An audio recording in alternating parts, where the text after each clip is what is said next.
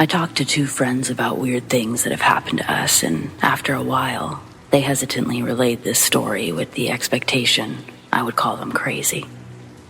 They work in the social field, have no mental illness, are near their 30s, and are generally not into these kind of events, nor spiritual or esoteric type stuff. They never called themselves time travelers, but what do you call it? It happened in a small town in the middle of Germany last summer.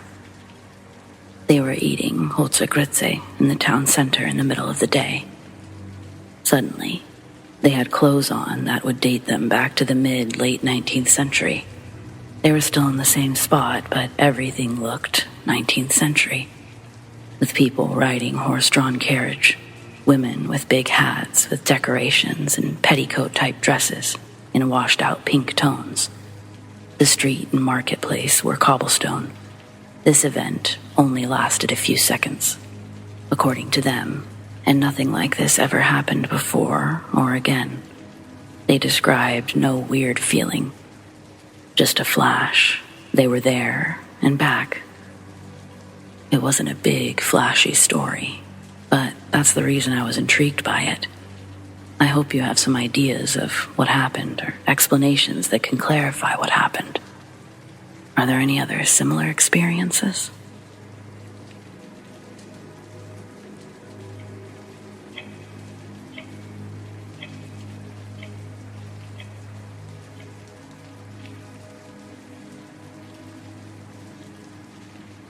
Just got back from visiting Gettysburg in Pennsylvania.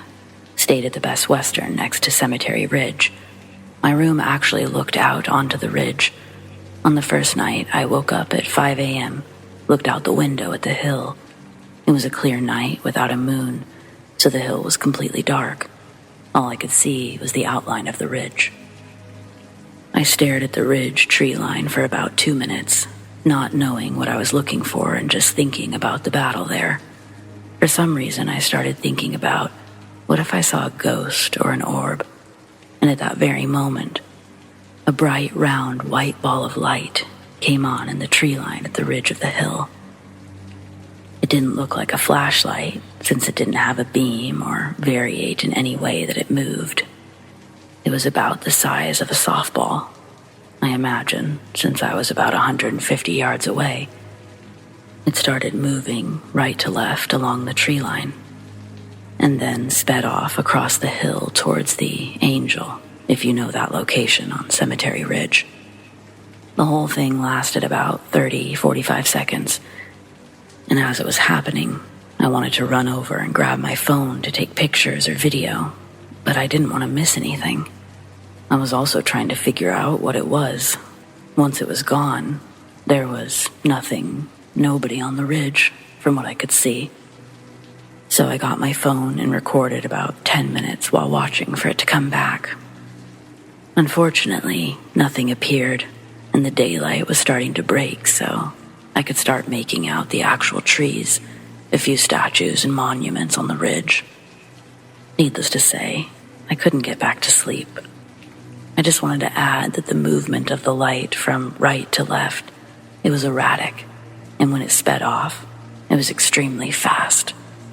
And it left a trace of light behind it.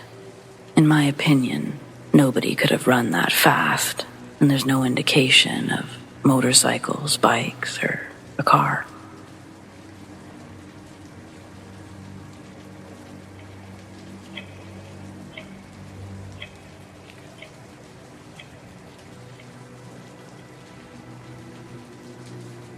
The night that changed everything for me began like any other night. I was visiting my grandparents and sleeping in my grandmother's bed, as I always did. However, something strange and frightening happened that I couldn't explain. I woke up in the middle of the night, feeling a strange tickling sensation on the back of my neck. I tried to swat away whatever was bothering me, but the feeling persisted. That's when I turned around and saw it. A pale, human hand with long, sharp black nails. It was attached to a figure wearing a monk's robe, and everything beyond the hand was just an unnatural blackness. As I watched, the hand reached out and touched me, and a voice whispered in a calm but dark tone, "Follow me. Where we will go, it is beautiful." Despite feeling scared, I somehow remained calm and replied, "No, I don't want to." But the figure was persistent, responded with a more forceful voice, "Believe me, you want to come with me." And that's when I screamed, turned to my grandmother, who was dazed and claimed that I was dreaming. But the encounters didn't stop there. On another occasion, I was in bed. My mom had just left the room with the light still on. When I turned back to the door, I saw a figure made out of pure blackness, with bright green glowing eyes. I called out to my grandmother, but there was no answer. I turned away and back, but the figure was still there. And then suddenly, it was gone. It wasn't until 12 years later that I would hear a similar story from my stepfather. He told me that he had been up in the middle of the night to use the bathroom when a shadowy figure with glowing green eyes had touched him. He even had a red handprint on his shoulder as proof.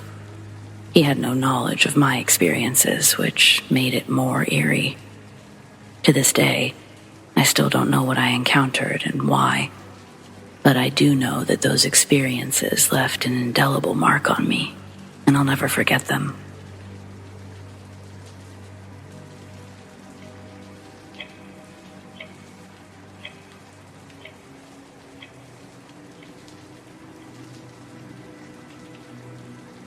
I can't explain what I experienced outside of Penn Station in New York City.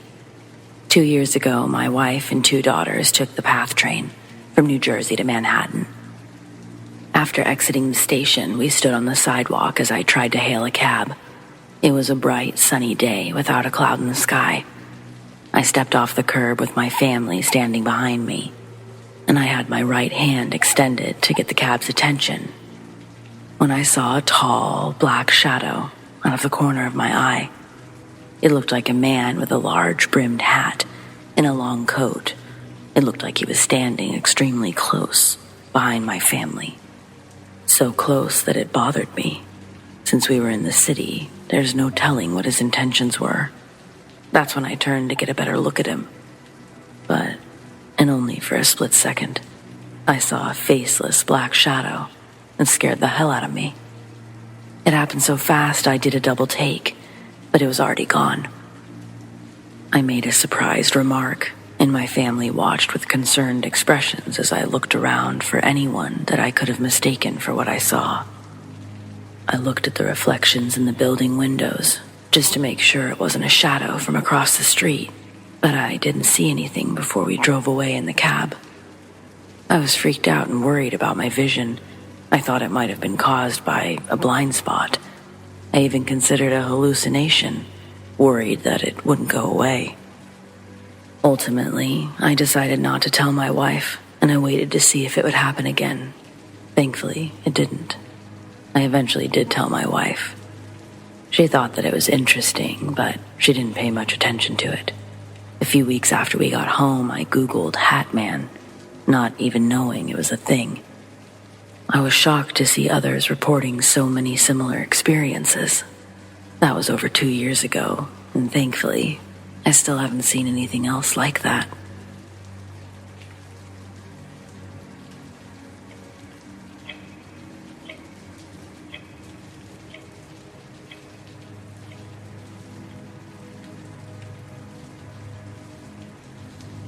I wanted to share an experience that happened in my home last Thanksgiving. For the last 20 years, I've been living in an octagon house.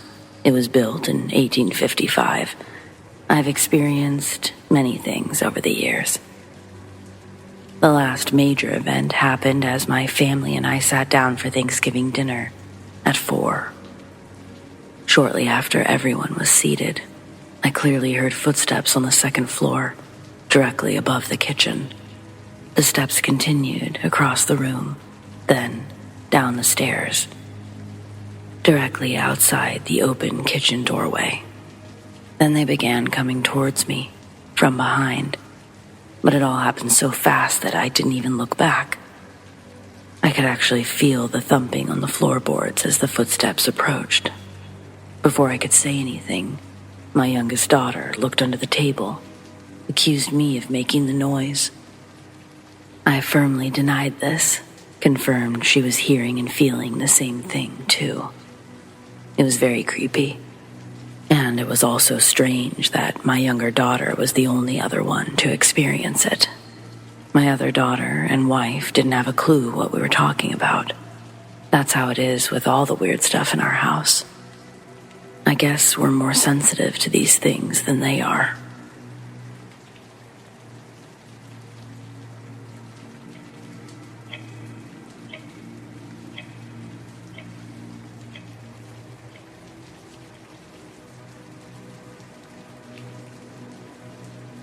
Yet another creepy occurrence in my octagon home, built circa 1855.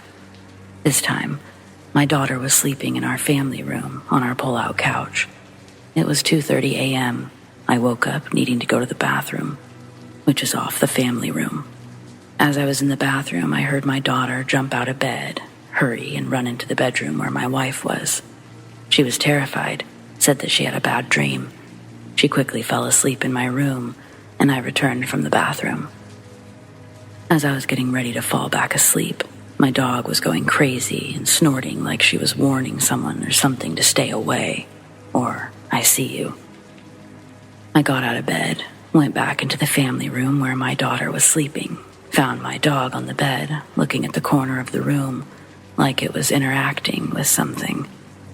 I told her to quiet down. She followed me into my room and went to sleep on the floor, only after walking back and forth to the family room a few more times. In the morning, I asked my daughter what scared her so much. She said that she had a scary dream that there were ghosts in the room. I was talking about the dog going crazy, about something in the corner of the room. My daughter said that that's where someone was standing in her dream. This, by the way, is the same room where I saw a shadow person separately at night. I never told her about my experience as to not scare her, but I don't like sleeping in that room, and I always have a light on, even at night.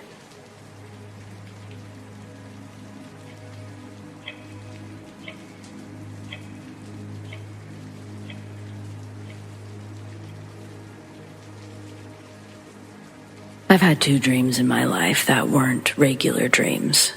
This was about 20 years ago while visiting the Gettysburg battlefield. My girlfriend and I were staying at a Holiday Inn adjacent to the battlefield. I had a very young soldier come to me in my dream. He said his name and age, which I can't remember, and that he had died on the hotel grounds. He was extremely sad that people didn't know he lost his life there. His sorrow was overwhelming. His emotions were so intense that I could physically feel them. It felt like he was giving me a message. He wanted me to know how much of his life he missed out on. When I woke up, I was completely drained, and it shocked me to my core. The second time happened the night after my mother died, 6 years ago. It was very similar to the first experience, but much more personal.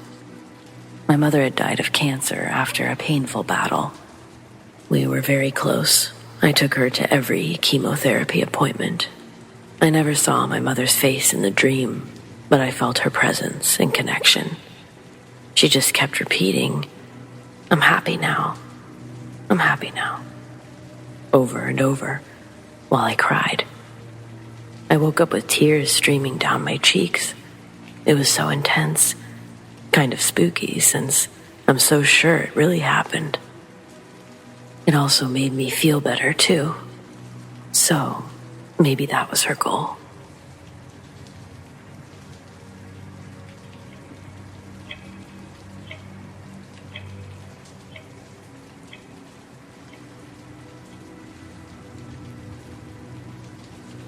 Eight years ago, I was a field technician for one of America's largest cellular carriers.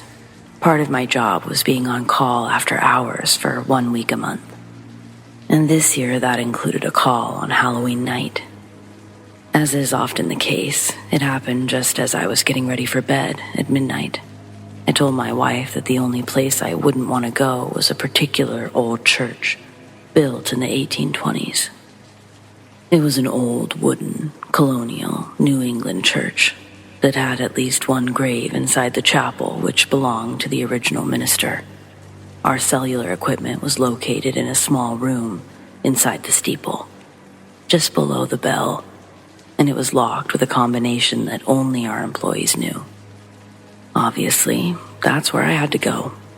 There was a radio down, and they wanted me there fast. To put it into perspective, there were about 2,000 cell sites that I was on call for, but I had to go to the old church. My heart dropped as I asked what they thought the issue was, but they'd never seen this happen with someone on site. The radio had set itself into local mode, which is a function that can only be done by pushing a physical button on location. It's not possible via remote access. I calmly said that I would take care of it and hung up. Needless to say, I stayed in bed, waited an hour, and called back to inform them the key was missing. I told them the issue would need to be fixed in the morning. There was no way I was going out there to see who or what tampered with the equipment. Sure enough, in the morning, the radio was on. All I had to do was push the button to take it out of local mode.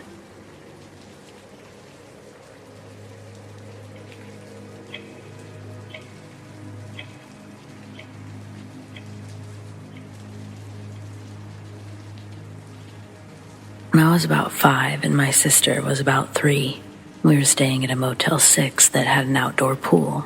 My sister and I were playing in it with our mom. My dad was and still is a preacher, and he was busy at one of the tables outside working on a sermon. The man at the pool noticed the Bible and used it as an opportunity to ask my dad for counsel. My dad said that he would be happy to sit and talk with him. Not too long before that, my mom was getting my sister and I out of the pool and was going to take us up to the room to get us bathed and cleaned up for dinner. The man was like, "Well, I'm not comfortable talking out here. Let's go to your room." My dad said, "Sorry, but no, that's not an option." The guy was like, "You're a pastor. It's your responsibility to make me feel at ease so that I can do some real healing." My dad said again, "Not possible, but I can meet you at the cafe, buy you a cup of coffee. We can have a good talk." The man started getting frustrated and pushy, saying that the only way he was comfortable talking was in my dad's room. My dad said, "Sorry, good luck to you. It's not going to happen."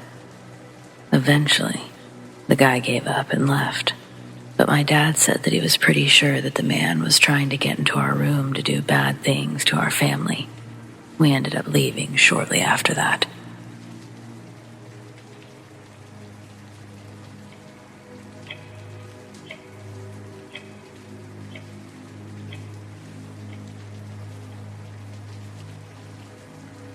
Growing up, my family used to share a cabin in the woods. It was our family's version of camping, I guess. We don't use it anymore, but for the time that we did, I found it pretty terrifying. There was something about the upstairs bathroom. I never wanted to be in there too long, and really didn't want to be in there by myself. I'd always choose to brush my teeth when my cousins were, and all that stuff. But the worst part was the room that I shared with my little brother. 2 twin beds on opposite sides of the room. I was probably 9 or 10 at this time. I wasn't openly afraid of the dark because I had a little brother, but I was afraid of the dark. But this night, I remember waking up. It felt like something pulled my hair. Jolting awake, I assumed it was just a dream. But as I sat up, I felt my head yank back down towards the pillow, like something had grabbed my hair. Feeling the back of my head, there was nothing. I ran across the room, jumped into my little brother's bed, and slept under the covers. Well, I don't know if you'd call it sleeping. but I did something until it was light. I never told anyone about it, not until years later. Apparently everyone had some sort of strange experience there, one time or another. Glad this is the only one that really sticks out in my memory.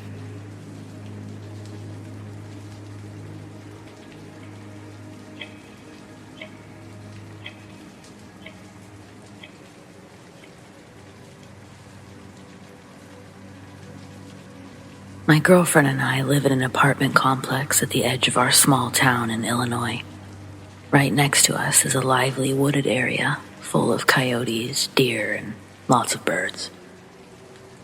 Last night at 3 a.m., she went outside to grab a case of water from our car. She heard a girl's voice say, "Hello?" from the woods. She couldn't see, but she replied back with her own confused, "Hello?" Next, the voice asked, "Can somebody help me?"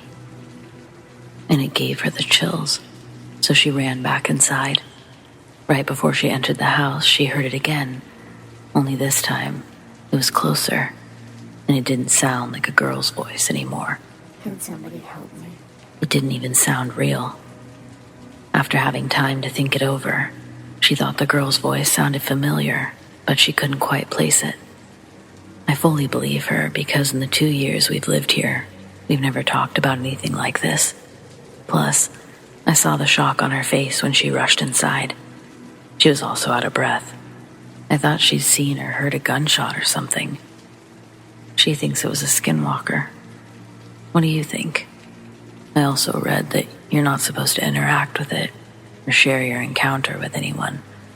Hopefully it'll be okay just to share this one instance if that's really what it is.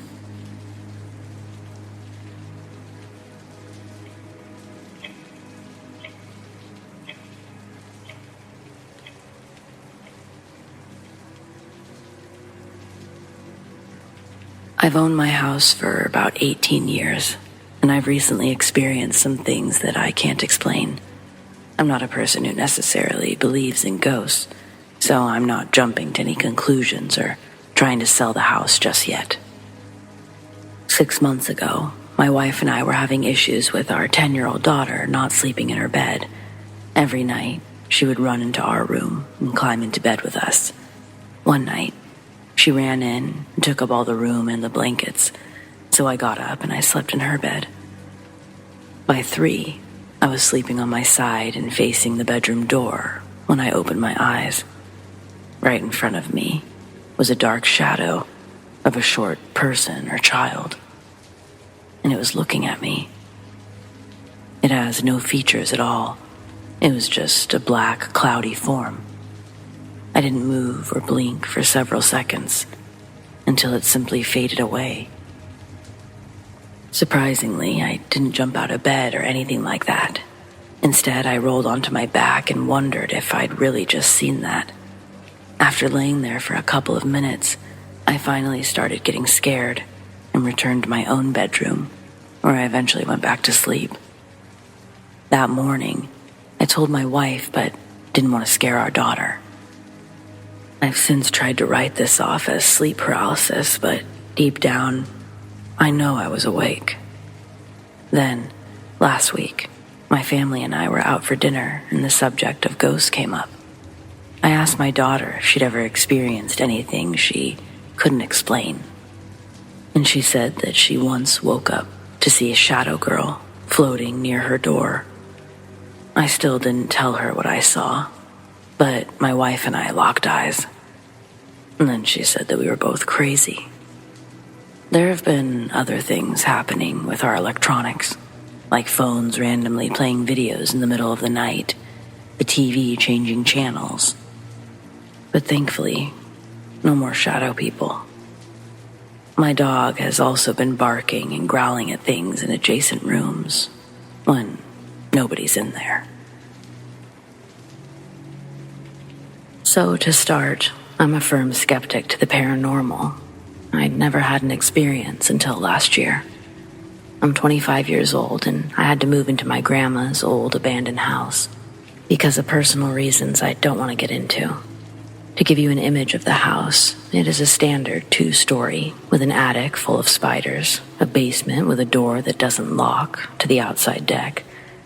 The house has old blue peeling paint due to neglect, old small square windows, one in each bedroom. I slept in the bedroom that my sister used to sleep in because my grandfather died years ago in his room of congestive heart failure. And it just gave me the creeps sleeping in a room where someone had died. Well, one night I'm laying in bed when I clearly hear what sounds like a grown man of reasonable size walking up the noisy wooden steps that lead into the living room. I assume someone broke in because, as I said before, the basement door doesn't lock and anyone could break in. I start to sweat and adrenaline kicks in. I grab my grandfather's old hunting knife. As soon as it sounded like the man hit the top step, I kicked open the door, ready to kill whoever was on the other side of the door. Nobody was there. I couldn't believe what I just experienced. No, that isn't possible. I felt relieved because it wasn't a person, but so lost as to how that was possible. My mother claims it to be my grandfather. I've heard the steps again, but spiritual incense and a prayer was done at the house, and I never heard the footsteps after that. What do you think?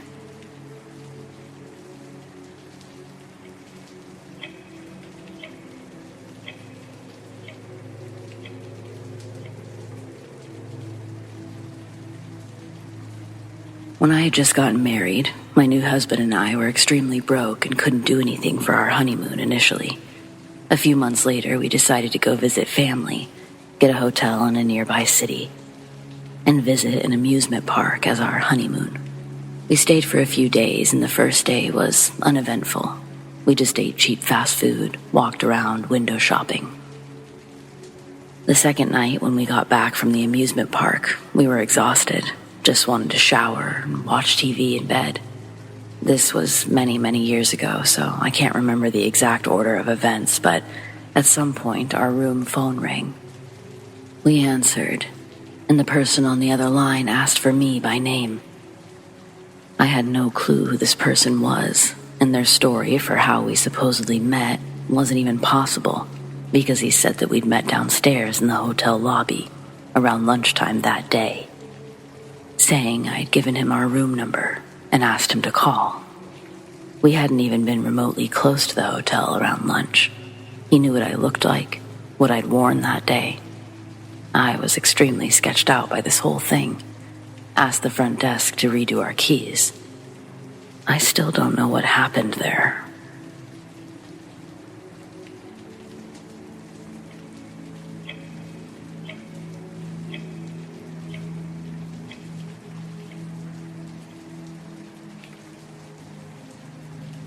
I was a school bus driver from '83 to 2001. I worked for a small school district out of Western Washington. In our state, when we're approaching train tracks, it's required by law to stop, fully open our doors, and listen for trains before continuing our route. This must be completed regardless of children being present on the bus or not. The reason the law was enacted is a story all on its own. Happened in Sandy, Utah, December 1st, 1938.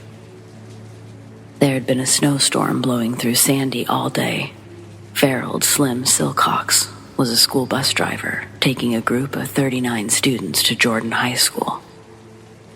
At 300 West and North 1600 South, there used to be a railroad crossing. It no longer exists, but the tracks and metal boxes were left behind, and they're still there to this day. When Slim arrived at the crossing, he stopped to look for a train by looking through the windows. The law at the time only required bus drivers to stop and look. Slim briefly swiveled his head back and forth, glancing from his side window to the other door windows. Then, after he thought the coast was clear, he put his foot back on the gas.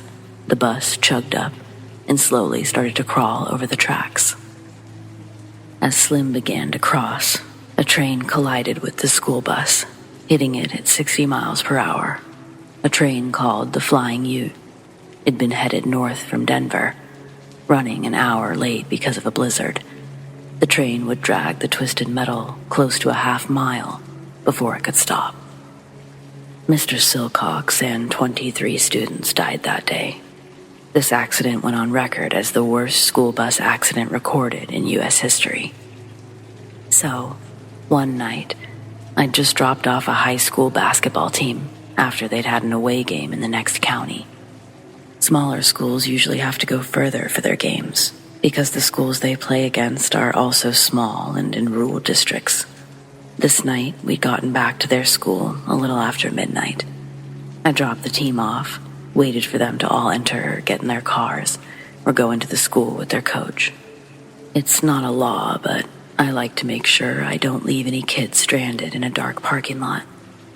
Then, I'm supposed to drive back to the bus barn to park the bus and get my own car to go home. It was a 5-mile stretch from the school to the bus barn, down a long 2-way road. As you may have guessed, I come across a railroad crossing just south of town. I usually make this trip in the late afternoons, but when the sports season starts up, it wasn't that uncommon for me to be dropping off the bus at this late at night, once or twice a week. Technically, this night was nothing special. I get to the tracks, and I pop open the folding doors. It's a quiet night, and as I scan in both directions for oncoming trains, I see a golden retriever trotting down the tracks towards me. I left my door open, watched this big dog walk all the way up to the bus, sit outside the folded doors. It didn't attempt to get in, it just sat there, stared up at me. I assumed this pretty golden retriever had come from one of the random neighborhoods that were scattered up and down the tracks. I was about to take off my seatbelt to check its tags, but as I stared back, through its gaze, I heard a question enter my thoughts, spoken from an inner voice that wasn't mine, asking, "Do you have the time?" In a man's voice. I'm a woman. It came in so clearly that I actually checked the clock on my dashboard, turned back to the golden retriever, and said out loud, "It's 1:45. After I responded, the absurdity of what I thought had just happened made me chuckle to myself. Until the dog calmly stood up, went around the front of the bus where I couldn't see it. Not wanting to run this dog over when I started driving, I got out and checked to see if it was now sitting in front of the bus, as I didn't see it emerge on my driver's side when it crossed. It was gone. I got on my hands and knees and checked under the bus, but it's like it just disappeared. This was when the whimsical nature of all of this transformed into a creepy feeling deep in my stomach, prompting me to get out of there in a hurry. After I dropped the bus off and retrieved my car, I had to go back over those tracks on the way home. But I didn't slow down this time. I didn't see the dog again. Not on my way back, and not when I've had to make the same late-night trip countless more times during my career. But I'm grateful about that one. For weeks after meeting that dog, I'd questioned my mental sanity, but thankfully, never had another symptomatic episode where I thought I was crazy. So, to the strange golden retriever I'd met on the train tracks that night, I'm sure you were the goodest boy, but let's not meet again.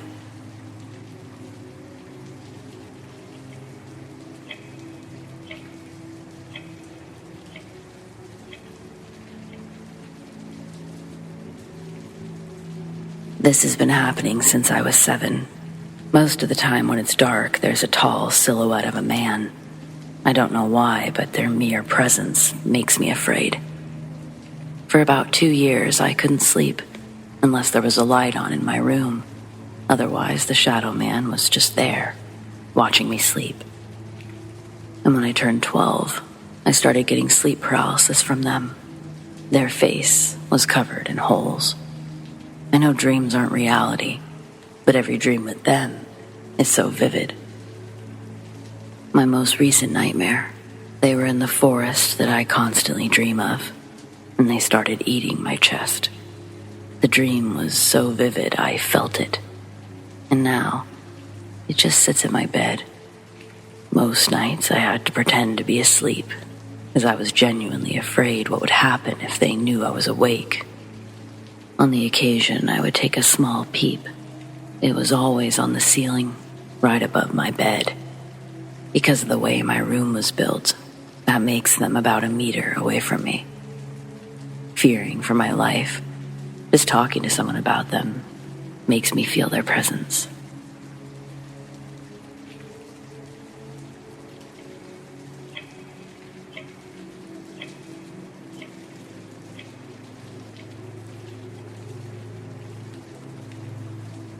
I'm a 30-year-old male. I live with my friend, 29-year-old male. Both of us have seen a girl in the house. She's small, dressed normally, not the stereotypical ghost girl. Why is it scary? Because we live alone. We've asked our neighbors. None of them has a daughter or knows anyone who meets the description. It's a big, old house, so we never associated strange noises with anything paranormal. First sighting, I was alone at home. I was getting out of the shower, and in front of the bathroom is my friend's room. There, I saw her standing, looking at a shelf where my roomie keeps his books. I didn't say anything to my friend. He was away visiting family. I must admit that I spent that night at my parents' house. Second sighting. I was in the kitchen when I heard something break in the living room. I thought it was my friend's cat. When I came around to check, I saw the girl standing, staring at me. Nothing was broken. I ran out of the house. Didn't return till the next day. Again, I didn't tell my friend. Third sighting was my friend's. I was on a trip. My friend called me. He was upset. He told me that he saw a girl in the living room, just sitting on the couch. I asked him to describe her to me. She was the same girl that I'd seen. Since then, we've seen it on many occasions. She does nothing. She doesn't disturb us, but it's there. Sightings are quick. There's no time to interact. The child always wears the same clothes, does not look neglected or unattended. We've set up a few cameras, but we've never caught anything. What do you think? We don't feel like we're being watched at night. Things don't move, and there's no strange noises that can't be related to an old house.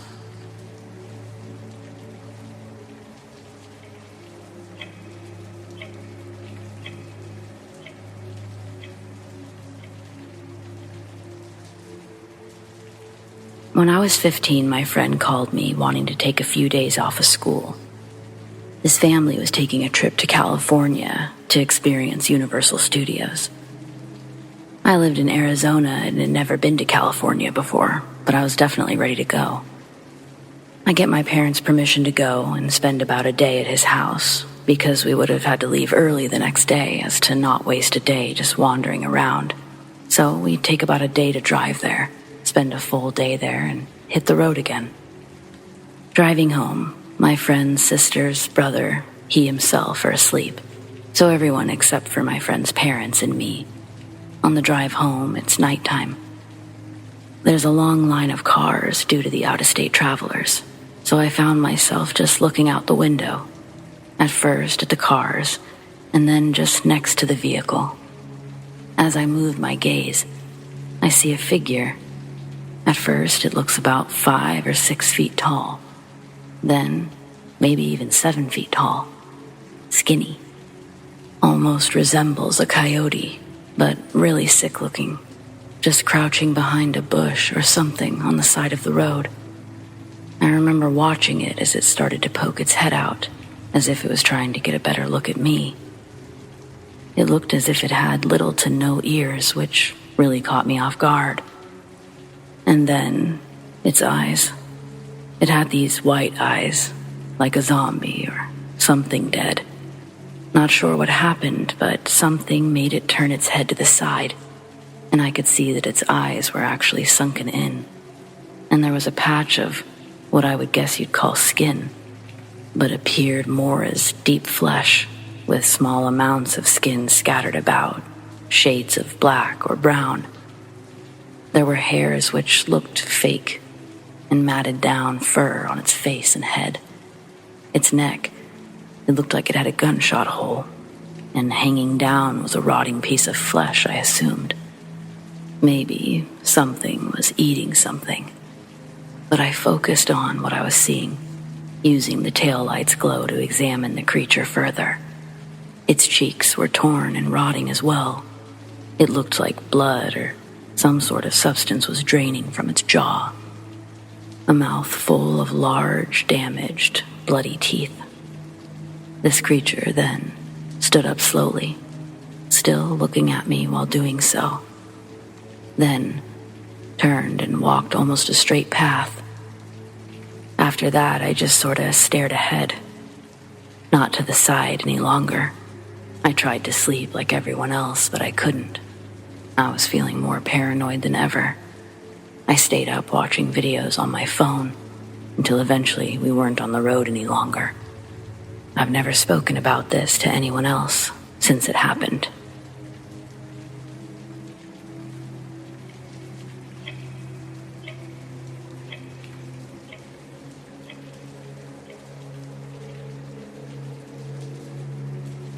Seems like a lot of people have scary experiences with Ouija boards. Here's mine. Back on Halloween night, 2019, I was at a party with my friend Alex and a couple of his friends. We were all having a good time, jamming out to spooky Halloween music. We'd all been partying pretty good. Some of us were getting tired, but we wanted to play a board game or card game or something to end the night with. One of Alex's friends, Lexi, recommended we do a Ouija board, like in the movies, she said. Now, I grew up in a pretty standard Christian home, and I was always warned around Halloween time every year, stay away from Ouija boards, blah, blah, blah, they're evil, blah, blah, blah. But I didn't really buy into it very much. Well, none of us actually had a Ouija board or knew where to find one, so Lexi suggested we just make our own. So, of course, being the dumb teenagers that we are, we just looked up a design, took a Sharpie, and drew one up. Using an old guitar pick as a pointer, we sat down and started asking questions. At first, the questions were stupid, like, which one of us is the dumbest? Which one of us will make the most money after high school? Just a bunch of dumb questions where we wouldn't get answers. Or if it was yes or no, we would get no's. Like the board was annoyed or something. Well, after a while of asking dumb questions, Lexi thought it would be a good idea to kick it up a notch. Lexi asked the board if there was anyone who would like to talk to us. Then the whole mood in the room changed. It felt colder, and everyone, for some reason, felt uneasy. The pointer slowly moved over to yes. Almost everyone felt super uncomfortable, but one of our friends, Mike, he wasn't convinced. He was convinced that someone was just moving the pointer to scare everyone. Mike decided to conduct a little test and asked the board to name a dead relative that no one in the room knew about. And right then and there, the board spelled out, Eleanor. Everyone started freaking out a little because we all knew Mike's grandmother, and her name was Irene. Apparently, Eleanor was his great-great-aunt, who had passed on before his mom had died. At that point, we were all scared shitless, asked what the board wanted. The board started spelling out extremely vulgar obscenities, weird words that no one knew. We quickly said goodbye and ended the session. We turned on the lights and everyone was so freaked out. We threw out the board. None of us have touched a board since then.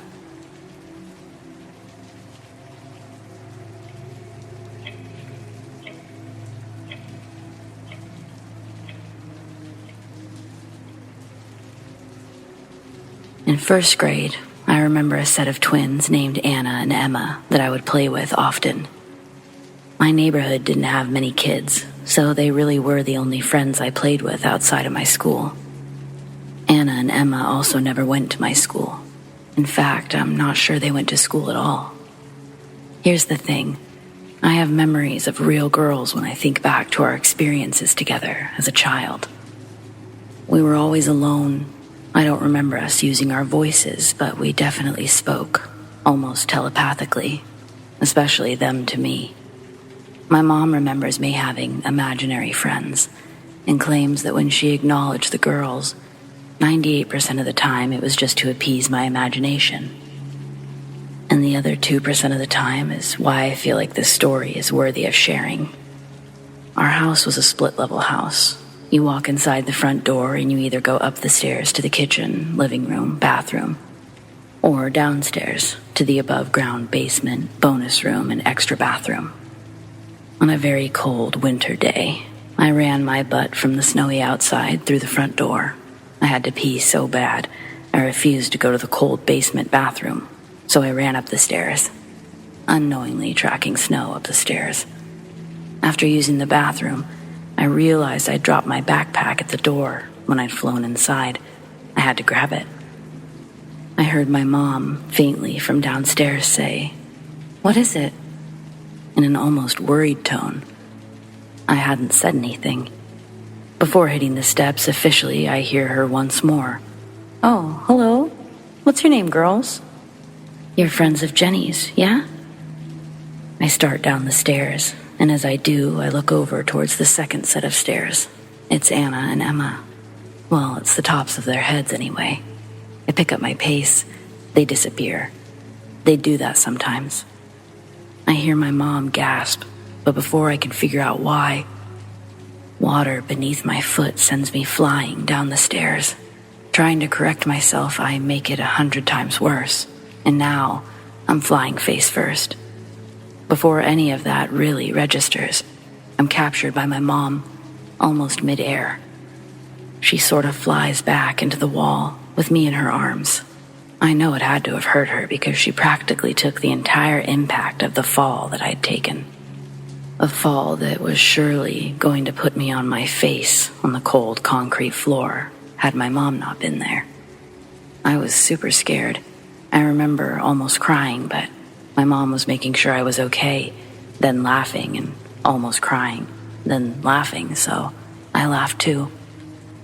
After the shock, just before bed that night, we talked about it. My mom asked if I remembered calling out to her before I fell.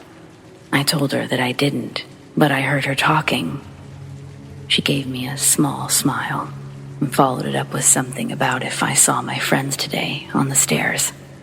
I told her yes, Anna and Emma. They were there for a moment and then they disappeared. That look on her face is one I won't forget. I've never seen it again. It was like she was using every muscle in her face to show an expression of ease, but she was uneasy. Her smile couldn't quite hold right. I got the feeling that she was afraid of my friends. Later in life, I learned she wasn't afraid at all. She was incredibly grateful. She didn't think the girls tried to harm me. She's convinced they were there to save me, which maybe makes more sense. I never felt anything bad from these girls. They were, by all accounts, some of my best friends for over a year. I never learned anything more about them. No idea who the previous owners of our house were, or if two girls by those names ever existed there. Oddly enough, for how much time we spent together, I don't remember the last time I saw them, or how we ever actually came about saying goodbye. Sometimes I wonder if they're still with me.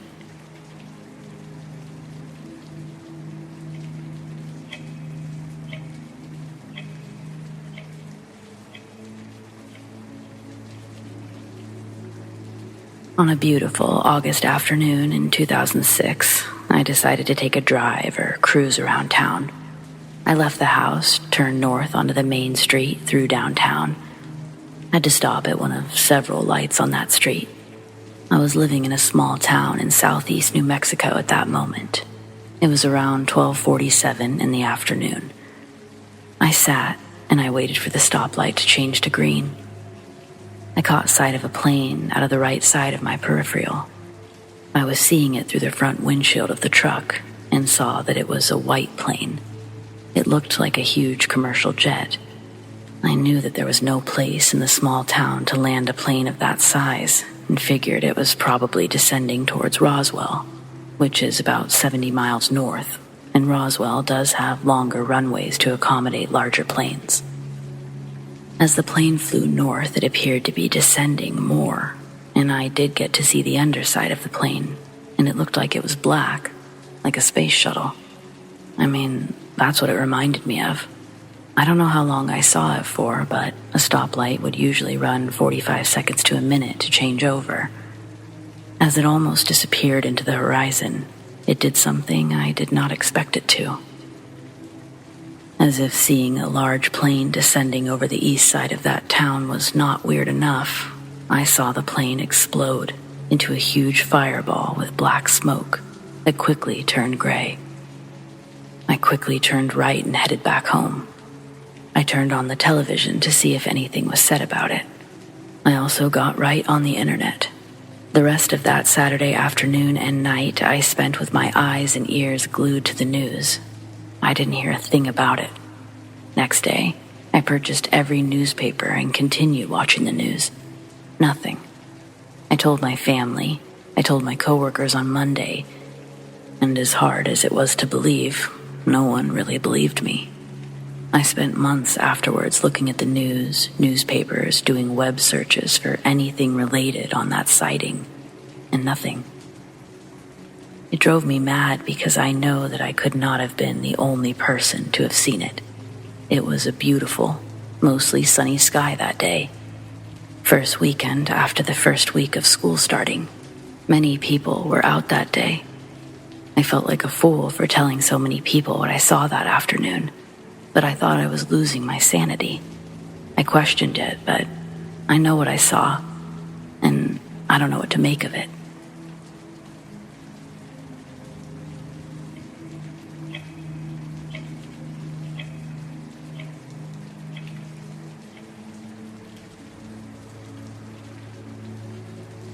Recently, my partner, who's a skeptic, and I have noticed an increase in unusual activity in our home. Our animals seem to notice and or see things that we cannot. I have hours of footage of orbs in our living room, some of which the cats appear to chase or play with. Typically, activity will begin when it gets dark and continues well into the morning. Interestingly, my former cat's scratching post is at the end of the buffet, under the television in the living room, which is also the location our current cats seem to be interested in. This particular video is of interest to me and most intriguing because there are no females in this home. No phone calls were made at this time, and the animals appear to hear it but don't seem afraid. Any thoughts?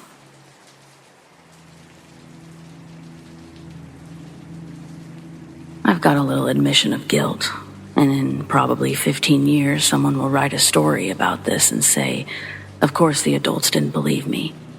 I get it now. I'm 30, no kids of my own, but I teach kindergarten and have a bachelor's in early childhood education. Currently, I've been a long-term substitute for a classroom in the inner city. Since March, I've been taking the train down to the smallest, shittiest brick structure I've ever walked in. There's a genuine stress in the back of my mind every day that the ceiling will collapse while I'm teaching. There's 2 weeks until summer, and I cannot wait to be out of there. But I digress. Last Friday was show and tell day. All the students brought something from home to participate. In the morning, I'm standing just inside the main doors of the school, greeting the children as they enter. One student, we'll call Tim, was walking into the school.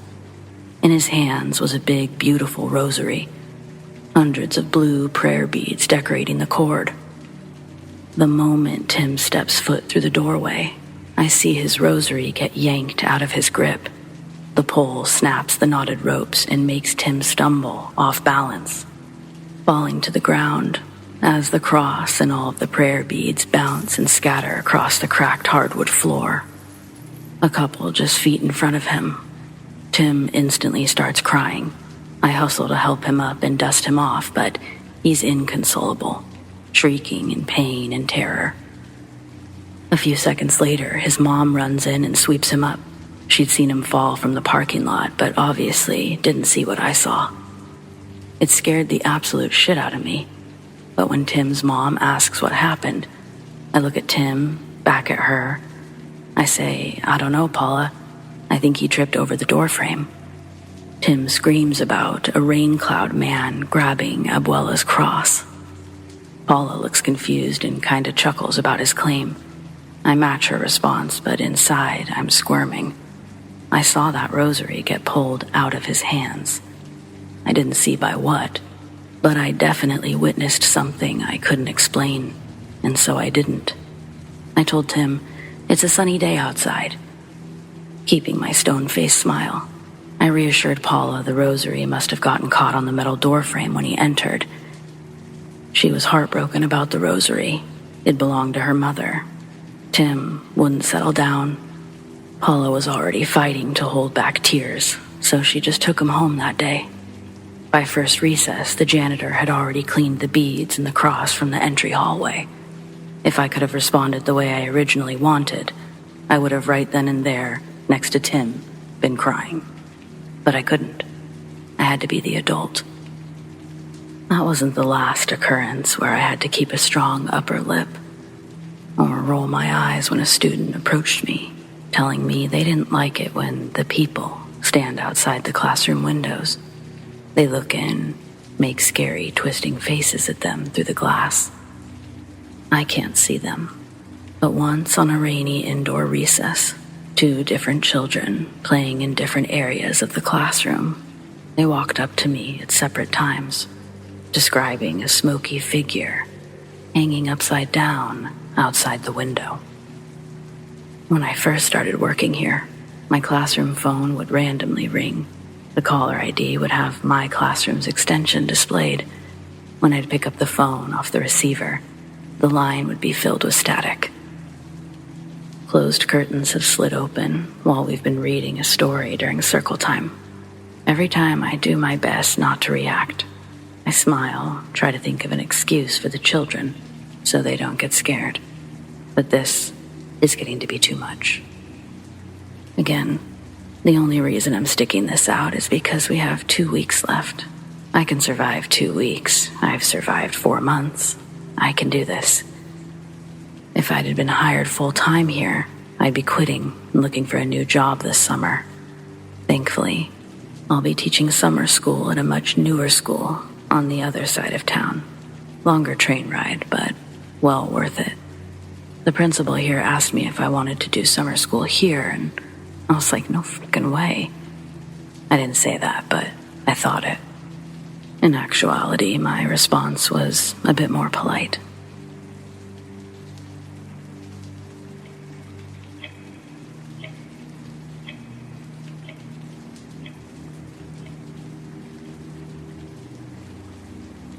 I've always enjoyed the paranormal. I've never believed in it, but sometimes it's fun to pretend. Life is boring and depression is tricky.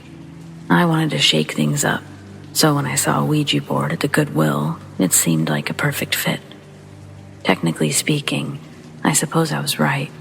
It's true what they say. You really should be careful what you wish for.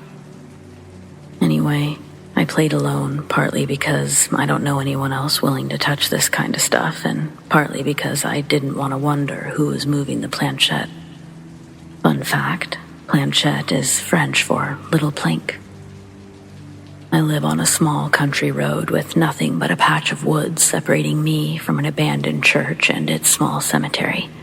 This sounded like the perfect place to give the game a whirl. I drank a few glasses of wine, lit some candles, and set up the board in the middle of the floor next to the altar. With 2 fingers on the planchette, I started the session by asking if any spirits were present. Nothing happened. I asked a few more random questions with the same result, and reality began to sink in.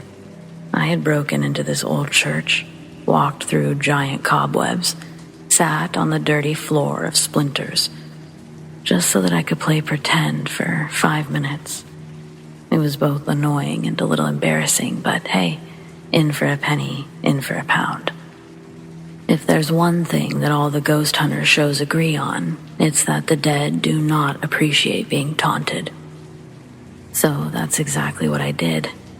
I ranted that spirits don't exist and it wouldn't matter if they did, because they would still be too weak to communicate. It was during this time that I noticed a sudden chill in the air, but I'm always cold. I assumed I was just psyching myself out and continued on my tirade. Afterwards, I decided to try one more question before calling it a night. Only this time, I got an answer. When I asked if anyone else was there with me, the planchette began moving beneath my fingers.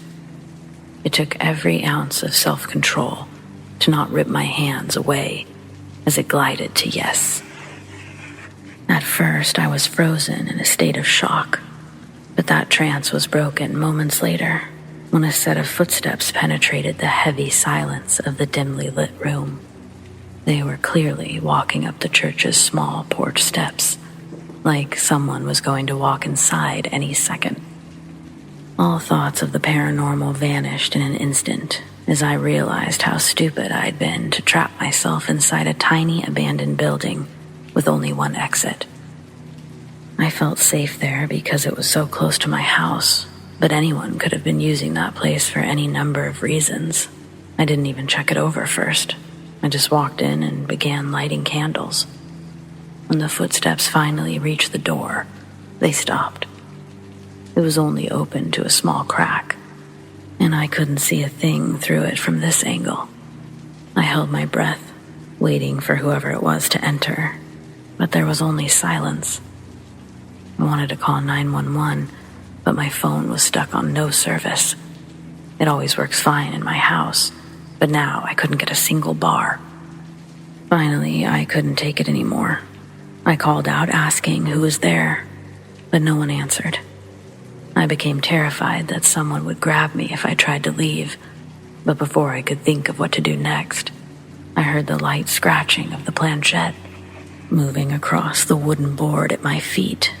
I looked down to see it spell the word, here. At the same time, the small wooden chair toppled over in the corner, and the creaking door was slowly pushed open, as if someone were trying to draw out the noise as long as possible. It didn't stop until it hit the wall, and there was just enough light to see that no one was in the entrance. It would have happened much faster and been far less dramatic if the wind had simply blown it open, but this felt incredibly deliberate. There was a small window on each of the 4 walls. I began to wonder if I could fit through one. I couldn't shake the feeling that someone was waiting just outside that door, but the windows were no safer. As I approached the one facing my house, I saw the shape of someone's head and shoulders pass right by. It was too dark to see any of their features. It just looked like a shadow person, and I didn't know what to believe anymore. I still don't.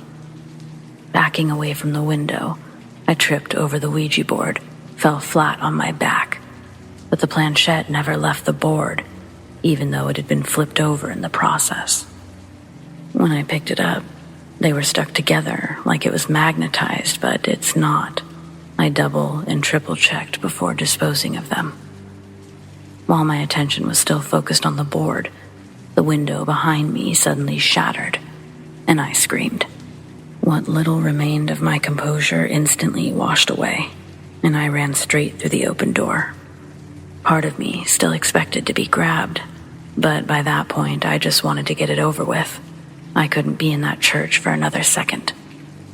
The moment I crossed the threshold, the door violently slammed behind me with a loud bang, and I fell down the porch steps. I'm sure it was due to sheer panic, but it almost felt like something tripped me. Either way, I didn't see anything else. I got up, ran all the way home, and burned that Ouija board first thing the following morning. I can safely say I'll never be touching one of those things again.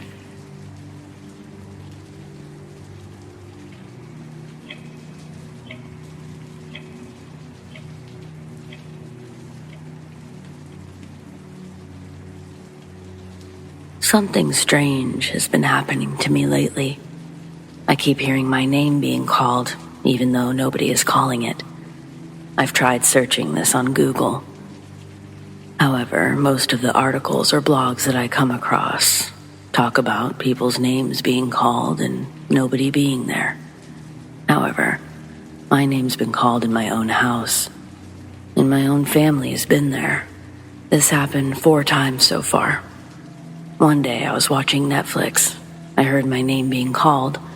I didn't think much of it because I knew that I was watching a show, although I didn't have my headphones in or anything like that, but the volume was just playing out loud. It was still creepy because my parents said that they didn't call my name. Nobody else in the house either. I brushed it off, but 2 days later, I was in my room and I heard my mom call my name. When I went out of my room to sit on the stairs, I asked her, "Did you call me?" She said no, she didn't. Then I asked her if she called for my dad, because me and my dad both have a similar name. She said she didn't call to anyone. Then I was showering one day, alone upstairs, while only my dad was home downstairs. My sister and brother were playing outside with water balloons.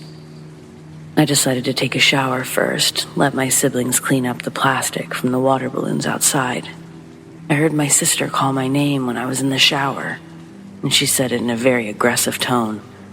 I thought she was mad at me because I was using her shower instead of my own, which could make sense why she was so angry when she said my name. I even called out back to her. I was like, "Just give me a second, I'll be out soon."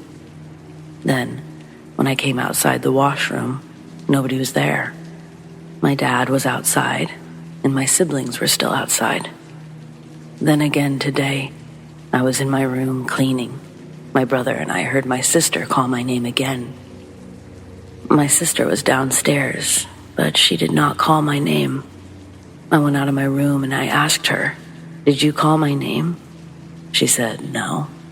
And again, this voice was very angry. It wasn't the same tone that I heard the day I was in her shower. Again, I asked if she had called anybody else's name and maybe I had missed, but she said that she was just sitting there, quietly. This is really weird, and it's happened to me once or twice before this week. It's happened 4 times. And I know people say you shouldn't call back to the name, but most of the time that this happens, I'm not home alone. People are actually around me. I don't know what's scarier because if I'm home alone, at least I know for sure that I'm hearing things I'm not supposed to. But my brother was in the room with me when my sister called my name, except my brother heard absolutely nothing. It was only me who heard it and jumped at it and almost ran down the stairs because I actually thought she needed something.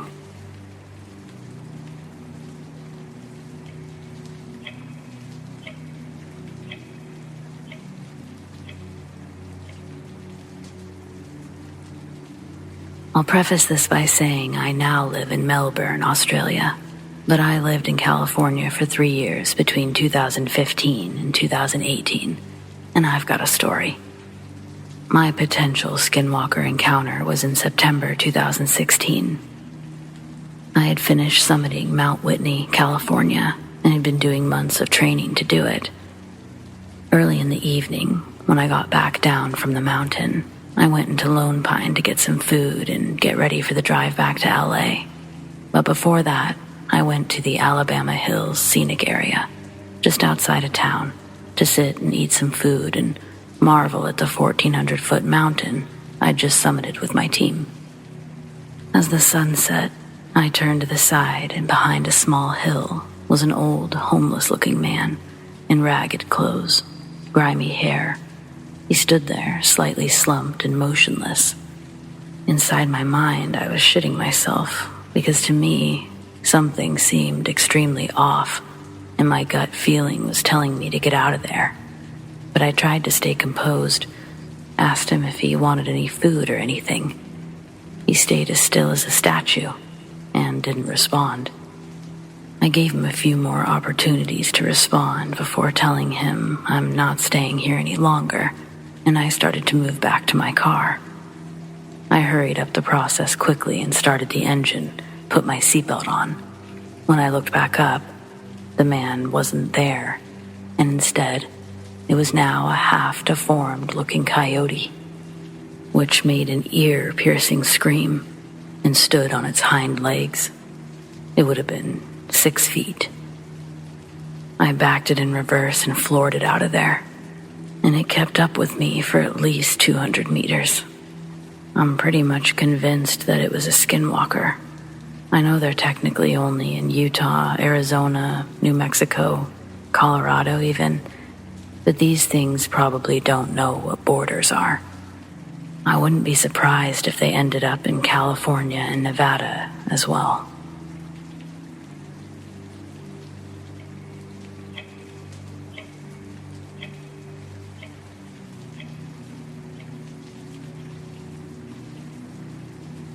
The ocean used to be my favorite place until last summer when I almost drowned.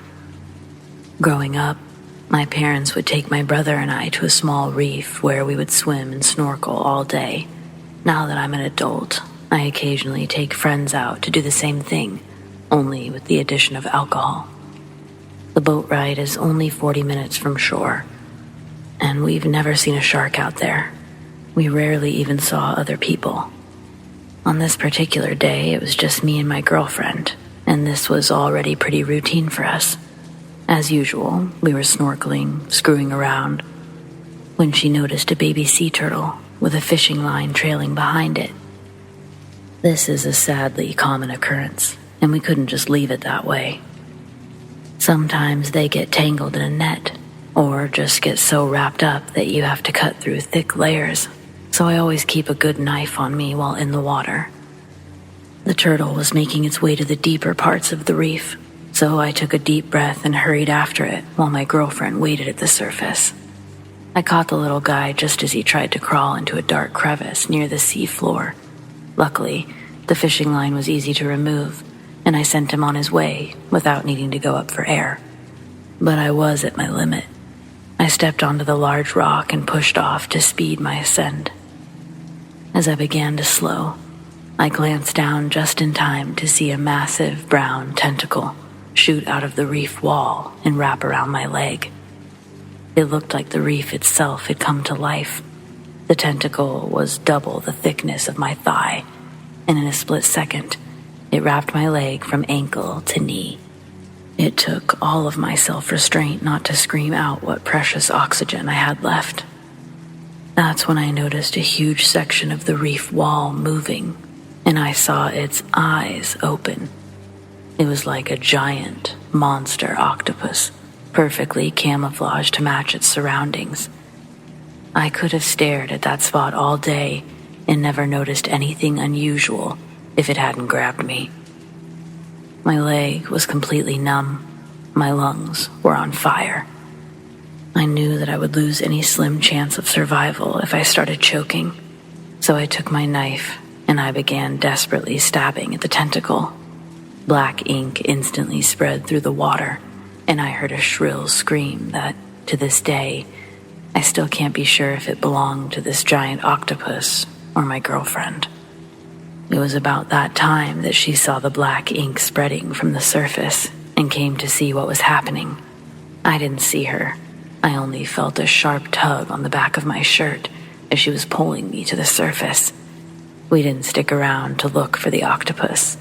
We just hurried onto the boat and got away from that place. Only after we gained some distance did I stop to explain what happened and look at my leg. I stabbed myself twice and had to get over 30 stitches afterwards. But aside from that and a touch of PTSD, I was fine. Obviously, we've never gone back and don't intend to, but I just have to know. Has anyone else seen an octopus that size? Was it even an octopus? Could it have been anything else?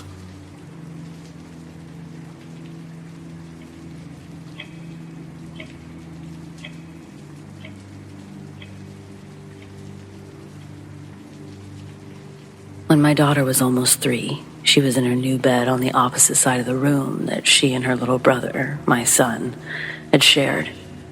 She asked me where the other mommy was. I was confused. She hadn't been in daycare since she was 6 months old. Wasn't in any sort of program, and I was a stay-at-home mom. I asked her what she was talking about. She said that sometimes she sees her other mommy, and hands come out of the wall. She said the hands were scary. She didn't like the hands. She didn't seem frightened of the other mommy. I didn't press, just let it go. Told her goodnight. I mean, she wasn't even 3 yet. Didn't watch TV and mostly just played with toys and went to the parks occasionally. That was the extent of her world thus far. Talk of the other mommy went on for about 6 months, but the hands talk went on for another year. She hated the wall that her bed was against. She talked about the scary hands coming out of her wall at least twice a week, but she never felt scared enough to not go to sleep or try to not sleep in her room as long as her brother was in there. I've had 2 experiences in the apartment as well, with my bedroom door that was closed with a clothes rack hanging on it, violently shaking for about 3 seconds one morning. I thought my husband had come home, but no one was there. My kids were in their room sleeping. They had a safety thing on the back doorknob. There's no way that one of them could have done it, and I had no pets. Another incident occurred when my family woke up to our front door being wide open. We never used the front door, and it stayed locked. We only used our garage. Nothing was stolen or out of place. It's a safe, quiet area in a suburb. Anyway, we moved soon after, and the hand talk was gone. She never really went into detail about any of it. I don't think she knew how to describe what was going on, and I didn't press. Any ideas on this one?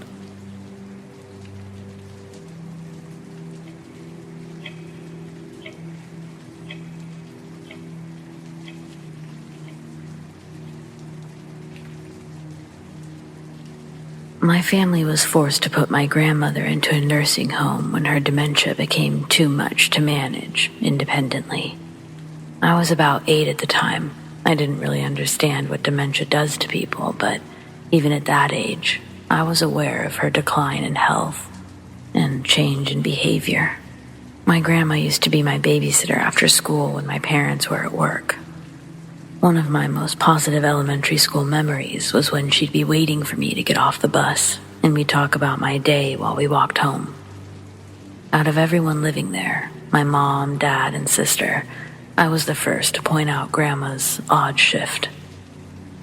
It was the first day that she wasn't standing at my bus stop. I walked home that day thinking something terrible had happened the whole way, only to find her sitting on the porch smoking a cigarette. When she saw me, she was confused, asking why I was home so early.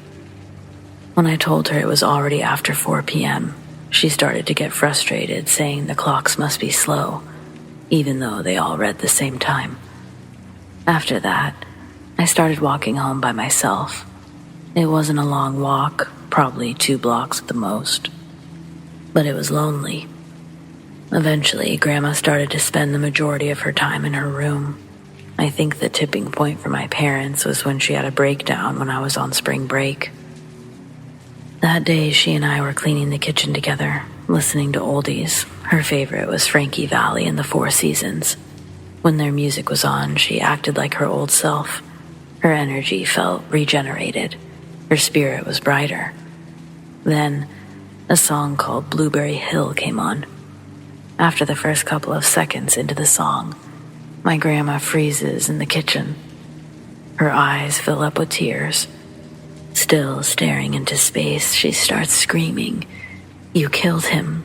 Oh my God, Philip, you killed him." Philip was my grandfather's name. The coffee cup she was holding drops to the kitchen floor, shatters on the ground, but Grandma doesn't even acknowledge it. She just continues to scream, "Philip, you killed him." Nothing I said could snap her out of it. This incident was so scary that I ended up calling my mom so she'd come home from work to help. Now I'm 26 and absolutely hate the song Blueberry Hill. It's like I have PTSD. Before my grandma passed, I got up the courage to ask, who did Philip kill? But she was too far gone with her dementia to even remember my name. My grandpa died before I was born, but from family stories, he wasn't a very good guy. Throughout my mom's childhood, he was always in and out of jail. But she'd never heard about him killing someone. Family secrets. We all got them.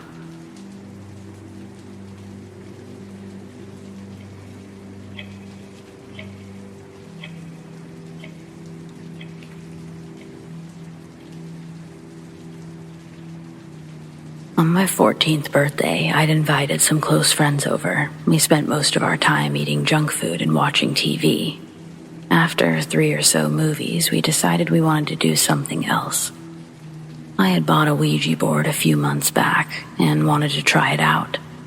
I should probably mention that I was the only one who knew how it worked and what it was supposed to do. We all sat in a circle. Each one of us put our fingers on the planchette. 6 of us or so in total. I spent 5 to 10 minutes trying to explain how it worked and what was supposed to happen, answered some questions that they had, and we were ready to go. We began with the question of, is anyone else here with us? Nothing happened for a solid 10 minutes, and we were starting to get impatient. We asked again. This time, after 2 minutes or so, the planchette started moving towards yes. At this point, everyone was making fun of the whole situation. We were almost certain that one of us was moving it because nothing was happening. We then asked, "What's your name?" expecting something completely made up and funny, since one of us would have had to think of something on the spot. Raul. That's the name that still gives me chills to this day. We asked how old Raul was. The board spelled 25. We asked how he died. The board spelled car crash. After that, we decided that this was getting too real. We wanted to stop, but in spite of not asking anything, the planchette started to move. We all froze, waiting to see what it would spell. Jackie. After that, we decided it was time to stop. We said goodbye and put the board away. Later that night, an hour after everyone went home, I get a message from my friend. It was a link to an article. Under the link, she'd written, "You're not going to believe this." I open the article and start reading. It was about a male car crash victim named Raul, age 25. What really terrified me was that later in the article, it was written that the person initially driving the car, who also died in the crash, was his mother, Jackie. I still talk to my friends about this to this day, and to be honest, we still think that maybe it was just one of us moving the planchette. I know I wasn't, but who knows? Just wanted to share my experience with others, but of course it's up to you to believe it or not. Thanks. I live in a small town with only 2 movie theaters. One is the regular variety, while the other solely plays classics, which in this case just means anything made before 1980. It only stays in business because there's nothing else to do around here, and because they made the building into a historical landmark. I'm not sure what it was originally, but it became a theater in 1951, and it's looked the exact same ever since. Been owned by the same family, too. Old movies aren't really my thing, so I've only been there a handful of times until recently. But I grew up hearing the ghost stories. I just never thought they were true. In the 1960s, a young woman came to a double feature and sat alone in the back row. That was a pretty uncommon sight, so people noticed her as the night wore on, especially after she continuously dismissed anyone who tried to talk to her. Witnesses described her as sad and anxious. When the second film ended, the lights came on, and everyone began to file out of the exit until they were stopped by an ear-splitting scream. 2 school teachers had stopped to check on the lone woman who was now slumped over and unresponsive. Thinking she'd fallen asleep, they tried to wake her, and that's when they saw the cold, dead stare in her glassy eyes. The autopsy revealed an overdose that police concluded to be accidental. She went to the movies that night to hide from an asshole named Tony. The pair began dating earlier that year, and their fights were known to be violent. The police took him in for questioning, but he didn't force her to take the drugs, and over a dozen witnesses saw her sitting alone, undisturbed, during the final hours of her life. After being cut loose, he chose to drown his sorrows at the theater, and he wasn't quiet about it. One night, a group of construction workers decided they'd heard enough, tried to kick him out. But Tony had a gun. He managed to kill one of the construction workers and a waitress before the others wrestled him to the ground. Ultimately, he took his own life in prison. But his victims are said to still haunt the theater today. I always thought the owners were faking the sightings to drum up business, but I can't explain what I saw last night. There were only a few other people in the late show, and we were all spread out, but about halfway through the movie, I saw movement in the corner of my eye. I was only a few seats down from the wall, and we were the only people in our row. No one else could have been there without walking past us or climbing over several chairs. But suddenly, there was a woman dressed like a waitress from one of those 50s diners. I stared at her in confusion for only a few moments, wondering where she came from. Before she turned to face me, I saw that half of her head was missing. I jumped out of my seat with a muffled yelp, scared my date half to death. But when I tried to point at the waitress, no one was there. The rest of our row was empty once again, and I was left looking like a lunatic. In my panic, I began describing a rabid beast of a rat, but I only made a bigger fool of myself. Regardless, the one thing I do know for sure is that I'm never going back to that theater again. No thanks.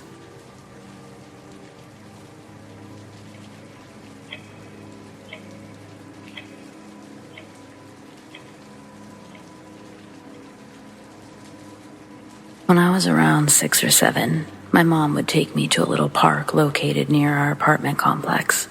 It was a regular favorite for us to visit. One day we arrived, and on the other side of the play area was another mother-son team with an older woman sitting with them. I assumed it was the grandma. The boy was around my age, so I approached him and asked if he wanted to play tag.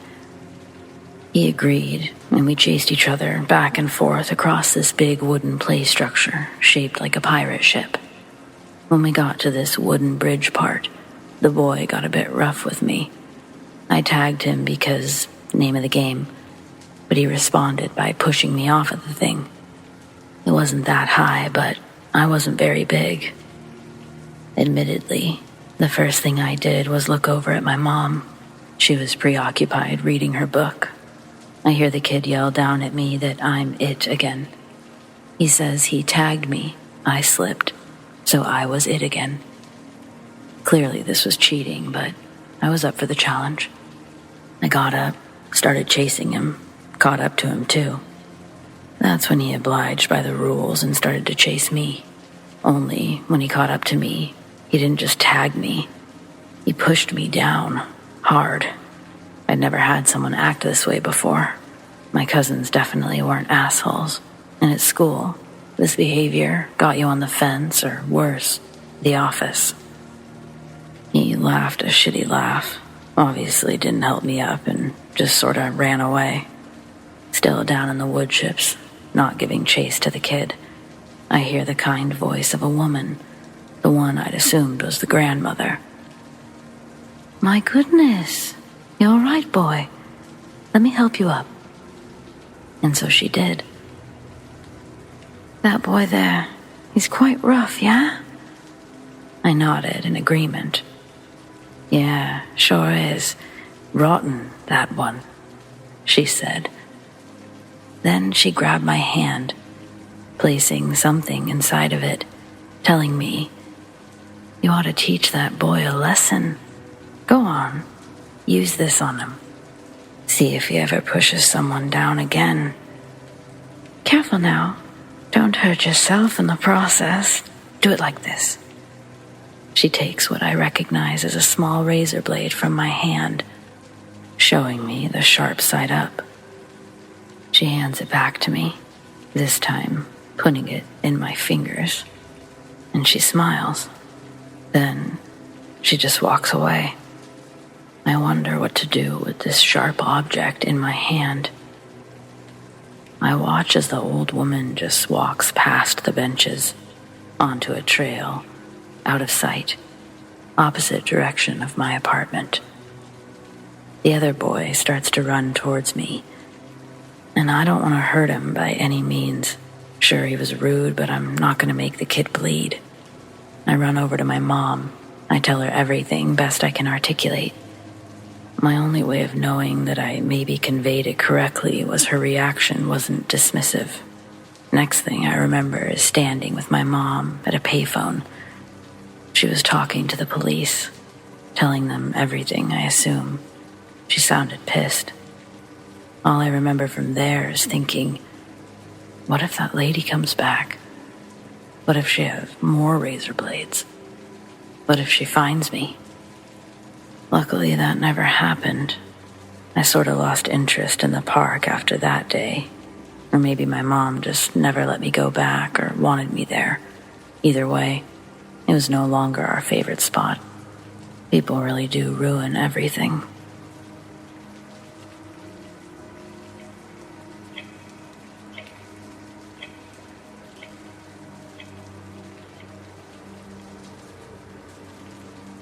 Last night I left to go home from a camping trip in Arizona.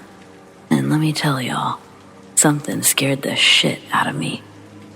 I was driving back home to Cali from the forest in Forest Lakes, Arizona with my boyfriend. Suddenly, we see a huge dog-looking creature with white and brown fur on it. It was running in and out of the trees on our left side.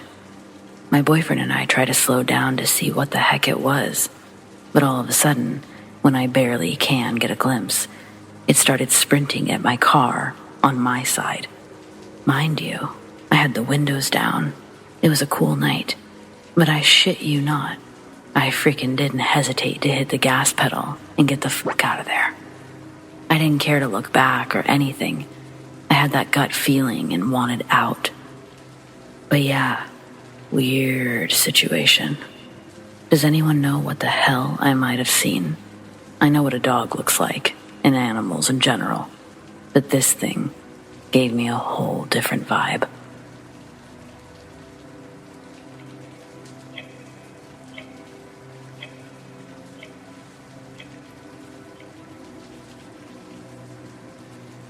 I was holidaying in Mazatlan, Mexico. I'd been sick and stuck in the hotel as soon as we got there. I finally felt well enough to go to the beach with my husband. He had heard all the cautions about the beach, which I had missed. Apparently, there was a bit of a riptide, and I don't really swim. I got on a paddleboard and was splashing around. I realized I was too far, slipped off the paddleboard, couldn't find the bottom, and started to panic. Then there was a voice and a pair of hands. "Here, let me give you a hand." I was lifted up, and then the voice. "Let's just fix this first." My swimsuit was adjusted, and then I was placed back on the board and pushed towards shore. I got to my feet, turned around to say thank you, and no one was around for yards. I stumbled up the beach, found my husband, who hadn't been watching, asked if he'd seen anyone near me. He and the others near him said that there had been no one around me. I thanked my guardian angel.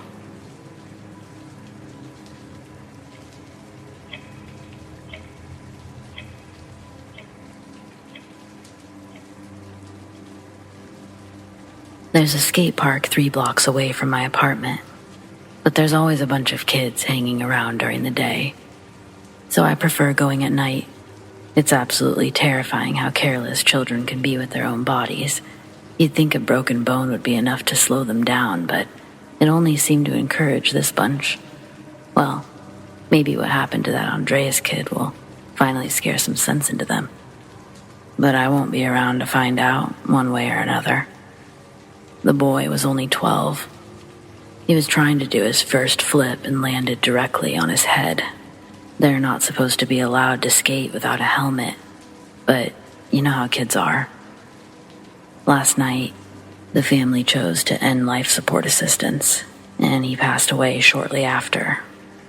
I went by the park earlier this evening, and it was already empty, so I stopped to make a few runs. I was in the middle of the straightway when I heard someone else coming up on me, fast, really fast. It sounded like they were about to run me over. I panicked and jumped off my board.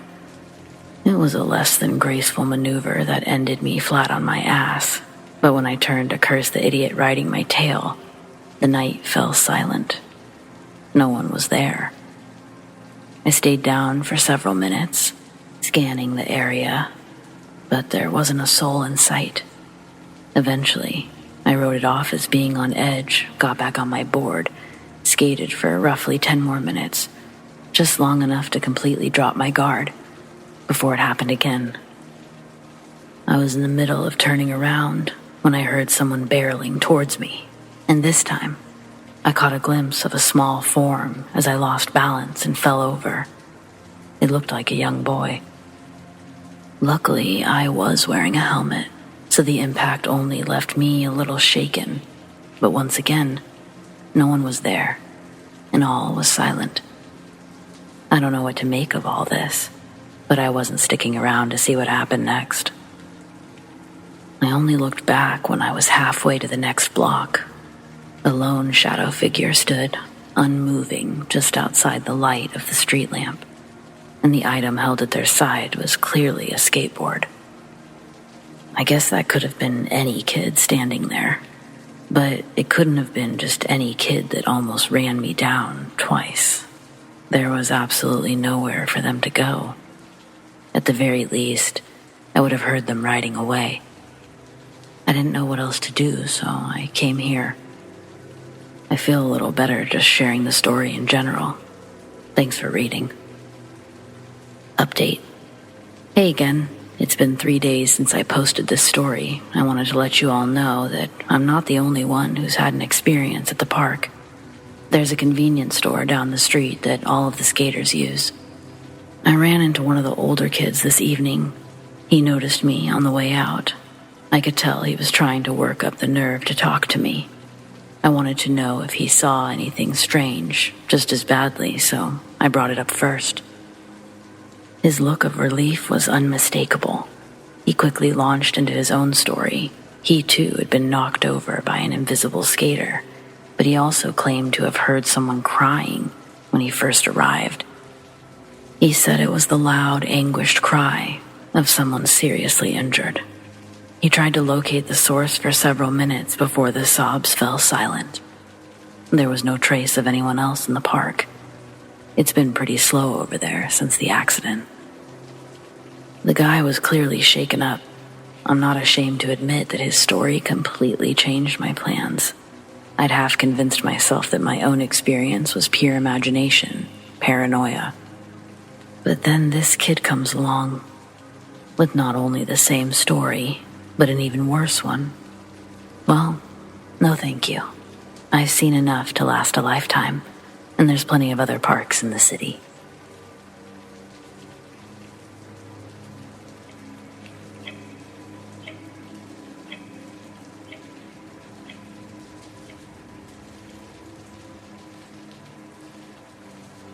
When I was 8, my family and I took a beach vacation, staying in a condo with 20 floors, our condo being on the top floor. One evening while we were there, I was in the elevator on the way back up from the beach to have dinner, when suddenly the elevator stopped on the 13th floor. Even though the 13th floor button hadn't been pushed. Yes, this building actually had a 13th floor and didn't skip it to 14 like most. When the elevator stopped on the 13th floor, the door flung open to reveal total darkness. No light at all, even though the floors were supposed to be lit at night. While the elevator stopped on this floor, I heard eerie noises. After a minute, the door closed quickly. The elevator proceeded to the 20th floor, where my family was waiting.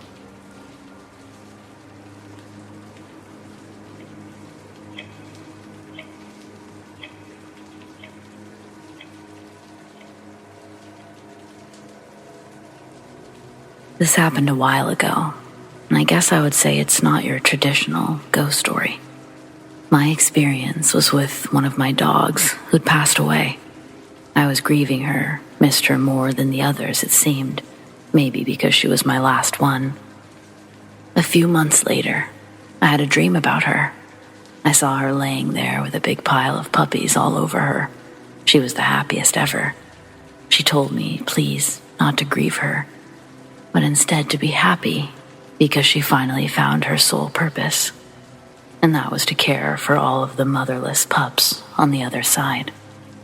I don't normally remember my dreams, and this was one of those dreams where I remembered more details as the day went on, and I thought I should pay attention to it, that it was important. Thanks for listening.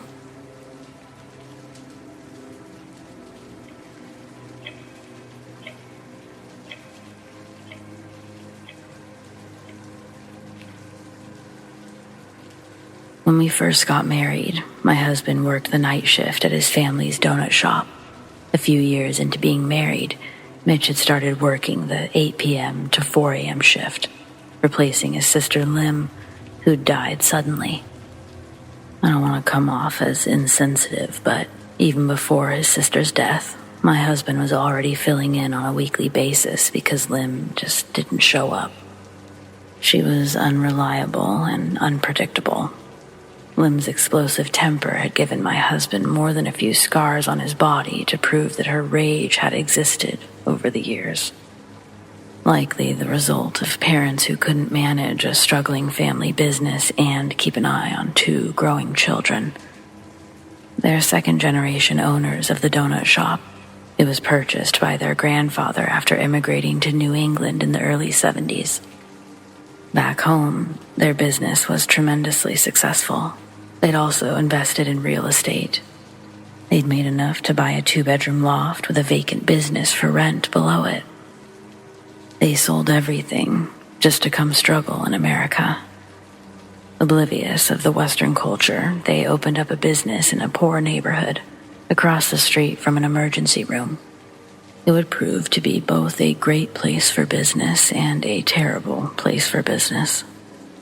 The location yielded just enough income for them to get by each month, and just enough hope for the family to stay invested, physically, financially, and emotionally. I'm not bitter or at all resentful about the long nights my husband had to spend away from home after Lim's passing. If anything, I was very proud of him for stepping up, and I'm wildly impressed with his entire family. And in all honesty, I often do miss Lim's loud vodka-fueled aggression at children's birthday parties or every other family gathering she's ever attended. Anyway, getting distracted. So, no, it wasn't the hours that bothered me. What was most concerning about this graveyard shift were all the weird stories he came home with. Every morning, as I'd wake up and get ready for work, Mitch would come through the door. We'd talk about his night and the upcoming events of my day before I'd head off to work, and he'd head off to bed. During our intertwining breakfasts, Mitch would tell me about attempted robberies, some where he'd actually have to pull out his gun. He never had to shoot it. Would-be robbers usually leave when a large revolver is pointed in their face. He'd recall addicts dying at the bus stop across the street almost nightly, so much so that it started to become an unmentionable point of reference when rehashing his stories. I was just to assume that, yeah, that probably happened, as well as then insert jaw-dropping story of witnessing a rat dragging a whole pizza into the sewer out back, with emphasis on there being no pizza joint anywhere close to the shop. Most of his stories, however, don't share such a light-hearted tone. Some leaving me with goosebumps just hearing them retold. This next one, it's the only one that we can't really explain, and I find it incredibly disturbing. One night, Mitch was in the back of the shop preparing the donuts for the morning influx they'd usually have just as Mitch was leaving and his mom would come in to relieve him. Getting the donuts prepped is a long process, and it always takes you away from the front. So if customers enter the shop, there's a door buzzer that would beep out in the main area as well as in the back where Mitch would be. He's back there for a while, working away at the dough, finally getting the last rack of donuts on the belt before sending them into the fryer. Mitch walks out to the front area of the shop to grab some water and brew fresh coffee. That's when he sees a tall man standing on the other side of the counter, staring straight up into the fluorescent lights. The man's gaze comes down, and he makes eye contact with Mitch. Mitch heard no sound indicating someone had entered the store. A little bit startled, he apologizes if he's been waiting, asks if there's anything he could get the man. But he's not interested in the donuts. Instead, he strikes up a conversation with Mitch about how the place used to be a flower shop that he and his wife would take trips to on Sundays after church. They talk about how a couple other businesses have changed around the hospital, and their conversation lasts long enough for the donuts to start to burn in the back. Smelling the smoke, Mitch knew exactly what it was and excuses himself to go turn off the bottom fryer. He's in back for less than a minute, but when he returns to the front register, the man he was speaking to is gone. Again, no sound. Strange, but Mitch didn't think the issue was anything more than a faulty sensor on the door. It wasn't until later that night that Mitch thought to check the security footage. He figured he ought to check how long the man had actually been waiting in the shop before Mitch saw him. 30 minutes. But that's not the weird part. The cameras captured the man entering around 1:40 a.m. Only in Mitch's words, he's not as composed. He says to me that the man walked in hunched forward, as if dramatically tiptoeing. But his shoulders, they were thrusting back and forth, out of sync with his steps, in uncoordinated rotations. When the man reaches the counter, he bends each limb individually until he's positioned standing straight. At 1:42 a.m., he bends his head backwards, opens his eyes wide, stays frozen like that until 2:13. That's when Mitch comes out to find him. 2:13 to roughly 2:40. Mitch fast-forwards the tape through their conversation to the part where he runs to the back for the donuts. Pressing play, Mitch watches himself run out of view, back into the kitchen. The man stands motionless, but only for a moment after Mitch leaves. Then, once again, his eyes open wide, and his body contorts like a whip. When he turns around, Mitch sees on the security camera. He shuffles past the exit doors into the back bathrooms. The timestamp reads 2:40. Mitch realizes he only had the idea to look at the security footage after 3. The man could still be hiding in the bathroom. The tape ends around 3:28, the time that Mitch switched it out to review. Still, no sign of the man exiting. This discovery makes Mitch slam the small security control room door behind him, and he locks it. He calls the police from the phone in there, while Mitch is huddled up in there waiting for them to arrive. He takes out the footage from the second camera, which is stationed closer to the kitchen. It's been recording the whole time. Mitch places it in the small VHS player, rewinds the tape just to before walking into the control room, and lets it play. Where the first tape ends, the second camera records, as just moments after the door shuts. A figure can be seen slinking into the back kitchen, just outside the control room doors. It's the same man. He's standing, frozen, eyes wide, looking straight into the camera. Mitch almost had a heart attack. That was not the friendly man he'd just spoken to. He flipped off the TV that he was watching the tapes from, tried to stay as quiet as possible until the cops came. They came, and prior to even viewing the tapes themselves, they cased the entire building, surrounding area. No sign of the man Mitch described, or the thing he described. The two officers joined Mitch in the control room. They started to review the tapes, Mitch rattling off different timestamps, telling them what to look for. They watched the tapes all the way through, even past when Mitch had turned off the TV. There was the man, staring at the camera, until he wasn't. He didn't walk away. He didn't glitch out. He just slowly disappeared, until there was no longer a man standing there. Mitch looks at the officers, who haven't said a word. They're just looking at each other. No one says anything, so Mitch asks the officers, did they see that? Did they see the man disappear? Did they see him change? The two leave the control room without saying a word, grab another officer, and call into the sheriff's office.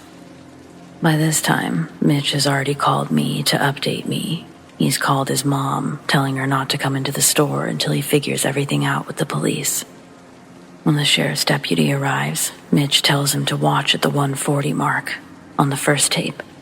But instead, they start removing the tapes. They'd done this before, but usually it was an obvious crime, like attempted robbery or something. And usually they told him why they needed it. More so, he was concerned why they weren't concerned by the man, his gait, the fact that he seemed to disappear in front of them. He asked them. They offered no dialogue on the topic, gave my husband a name and a number to follow up with, and then they left. It probably goes without saying, no one ever followed up with Mitch or his family, which is a sad reality for many who live in that area to this day. I mean, we tried, but life was already insanely busy for everyone at that point. Plus, it was really only Mitch and myself that wanted it at this point. His parents were dismissive of the whole thing. Life goes on, I guess. They even frequently ran into the same officers when reporting various disturbances, but no one ever talked about it.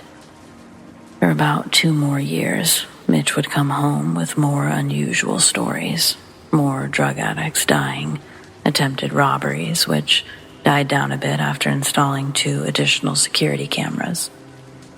But no more oddly appearing or disappearing men. It would appear that was just a one-off kind of thing. Mitch's family's place got bought out, or rather forced out, by the city back in 2002. Terribly sad, but by that point I think everyone was ready to move on.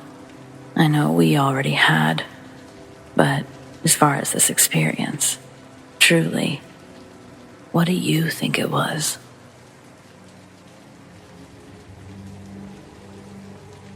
I wasn't really expecting to be sharing this particular story again anytime soon, but since I've already opened my mouth, I might as well do it. But be warned, this is the short and sweet version of the incident, and it's not very short. One big thing to keep in mind is that I've always been the black sheep or outcast.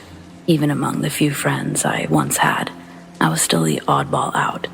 So the fact that this would have happened to me instead of anyone else I knew, it's no surprise to me. In the earlier mid-2000s, I'd already been banned from the latest school that I was sent to, and I already didn't belong there anyways. Meanwhile, I was also taking care of a so-called family member. Well, being me, I educated myself through things that had everyone else around me scared shitless to even venture to my front door. Naturally, because of this, even the local Catholic deacon, basically a priest who can marry, he would tell everyone who even mentioned my name, "Be careful about him. He's extremely unstable." Needless to say, at the time, I was already studying ancient witchcraft, along with a mound of other things.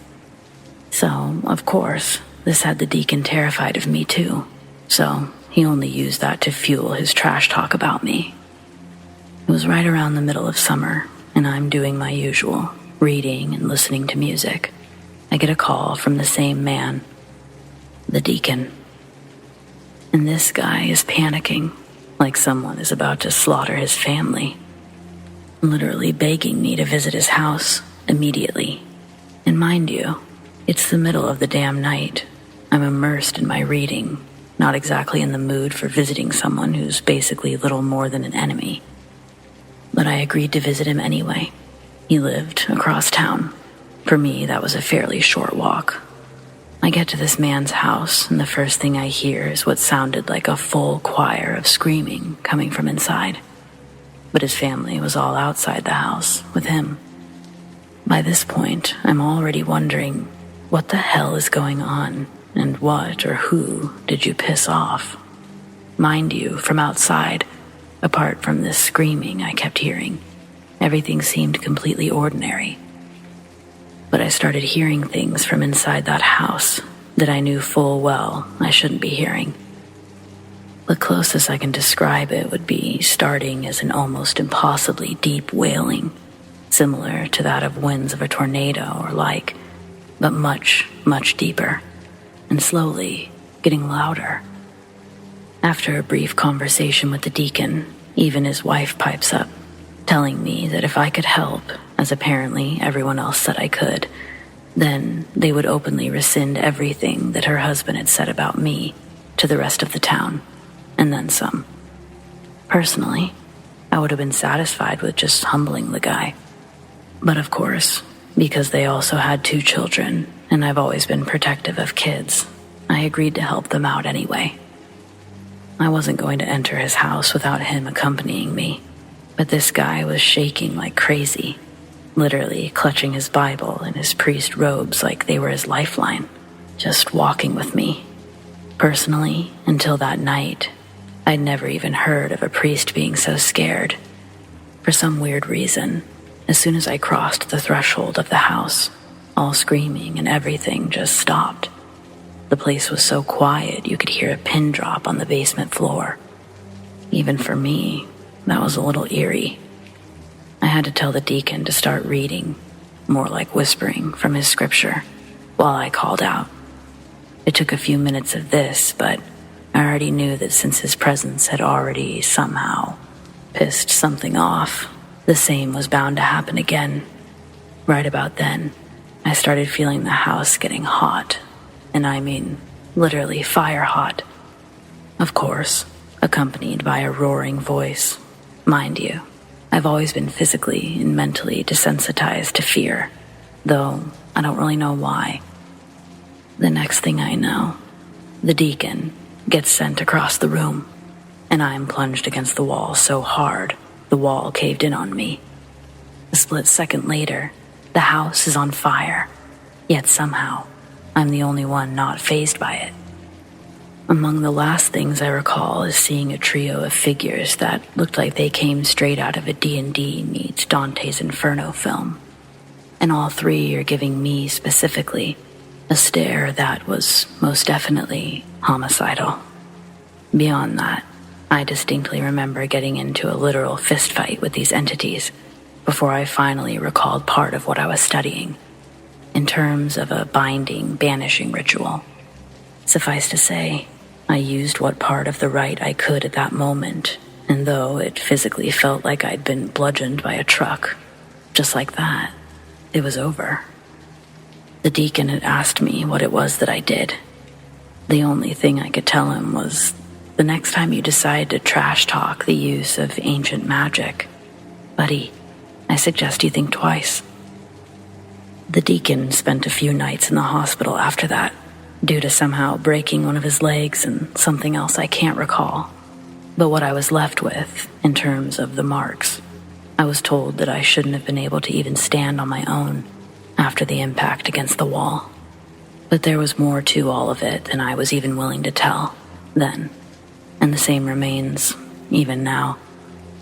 Overall, the incident of that night is just one of the many reasons for which I tell people, to this day, if an entity is capable of moving a person or object with enough force to do some damage, then that entity is fully capable of ending a life with either equal or greater force. A house spontaneously burning down while also rebuilding itself. Myself getting sent practically through a wall, and another coming out with broken bones. Yeah, according to everyone else. Neither of us should have survived that.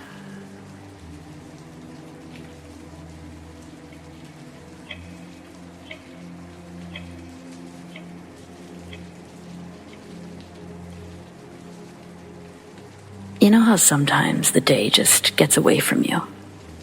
Time passes like both molasses and the speed of light. There's times where so many things happen in a day, it's hard to remember any of it outside of a chaotic blur. Even if I think I have stored something away in the remember to tell someone about this bank, a slew of meetings, several phone calls later, I've lost it. Many a story is likely lost this way. I'm only saying this because I just came to that epiphany when I remembered something crazy weird that happened to me yesterday. I'd even forgot to tell my wife about it because I'd gathered too many other stories about my day that took up the conversation. Yesterday, I'm standing in the elevator alone at work. It's the middle of the day. I felt an ice-cold hand grasp around my wrist. It wasn't like a scary grasp. Almost like a child was grabbing my arm and then quickly pulled away. When I felt it, I didn't think to recoil away. My first thought was, there's definitely nobody else in this elevator with me. That was weird. I didn't even bother turning around. Just accepted what had happened as a bit creepy. Then I got off on my floor and went straight to my desk. And that was that. Does this story bring up any, oh yeah, I forgot that happened, little repressions for anyone else? Or is it just me?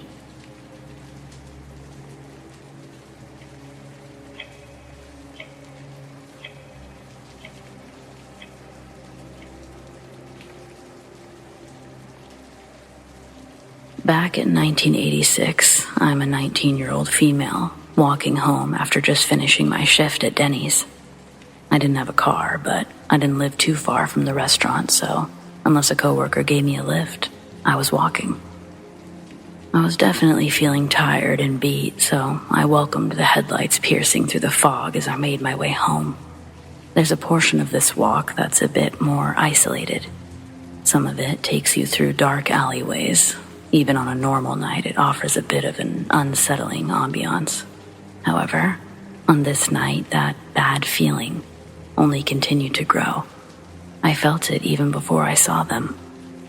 In the distance, a figure emerged, rather tall, with large, puffy hair, a clown-like silhouette.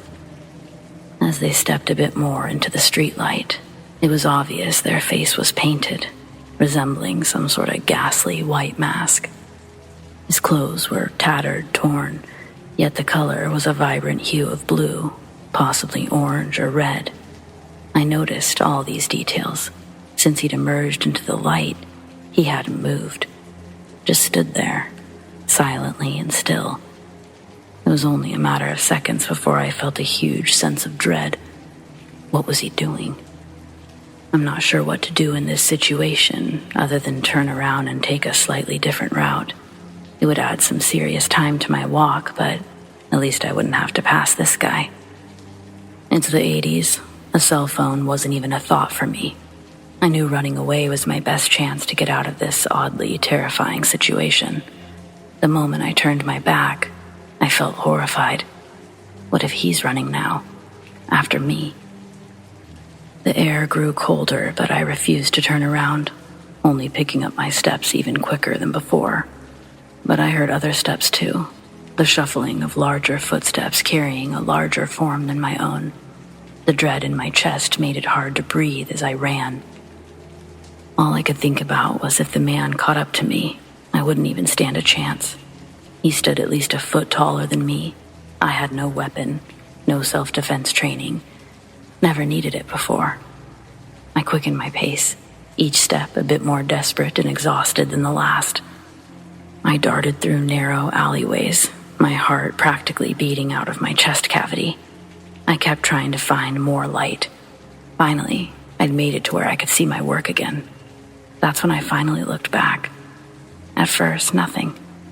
But then, like some sort of nightmare, I hear those heavy footsteps, and the clown man is suddenly in view again. He sees me, locks eyes menacingly, and immediately starts running at me, closing in with each stride. I couldn't believe this was happening to me. With a pounding heart and adrenaline's rush, I stumbled into my work, a sanctuary, if you will. From inside the restaurant, I panted, seeking relief and fighting to get the words out as my eyes remained glued on the last spot I'd seen the clown. A coworker, a classic tough guy, said that he could see the man. He goes outside and walks towards a shadowy figure in the parking lot across the street. Another coworker calls 911. Before our coworker reaches the parking lot, the clown man removes something from his suit. A knife. It's not a small one either. We can all see it. My coworker stops in his tracks. We assume that he's assessing the situation. That's when he turns around, running back into the restaurant. After telling everyone what had happened for the millionth time, a coworker finally gave me a ride home so I could sleep off the whole ordeal. From then on, I was always sure to have a ride, especially at night, even if it meant staying late or getting up early. Hell, sometimes both. Anything beats getting chased down by a lunatic. That's someone I'm happy to never meet again.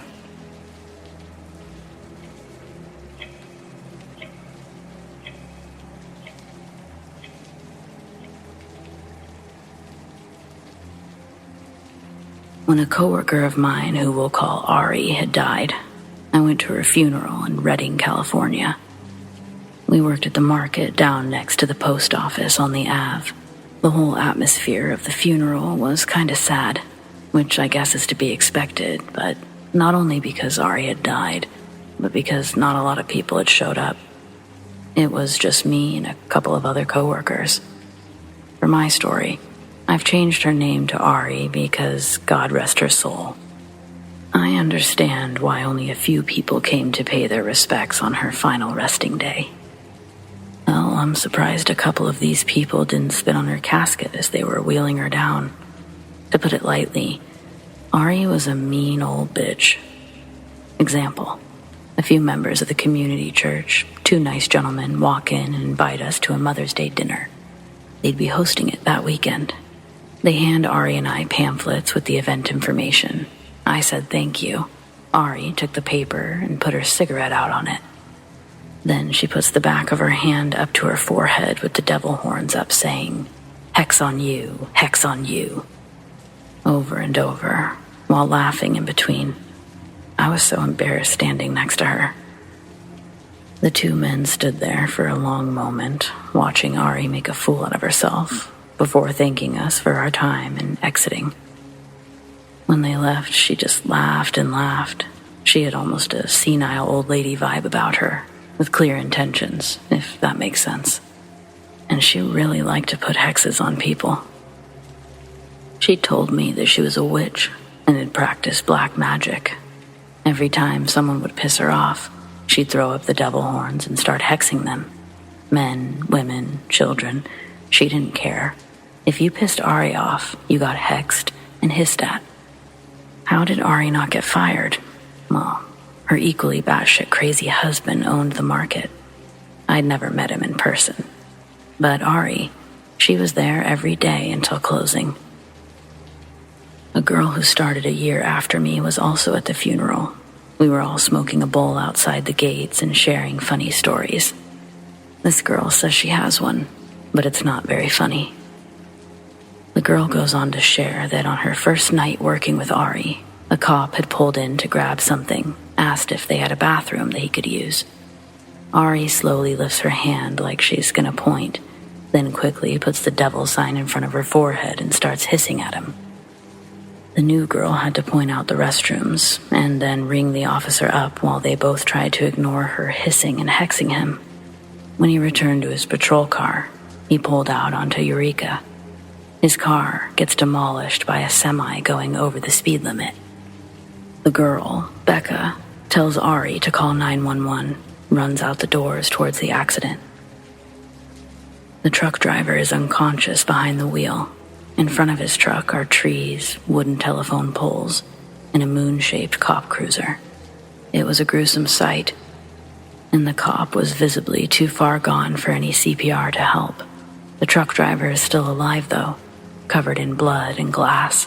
Becca tries to shake him to wake him up, but he only groans. She can sense the passing of time and starts to wonder, why aren't the ambulance or any other response vehicles here yet?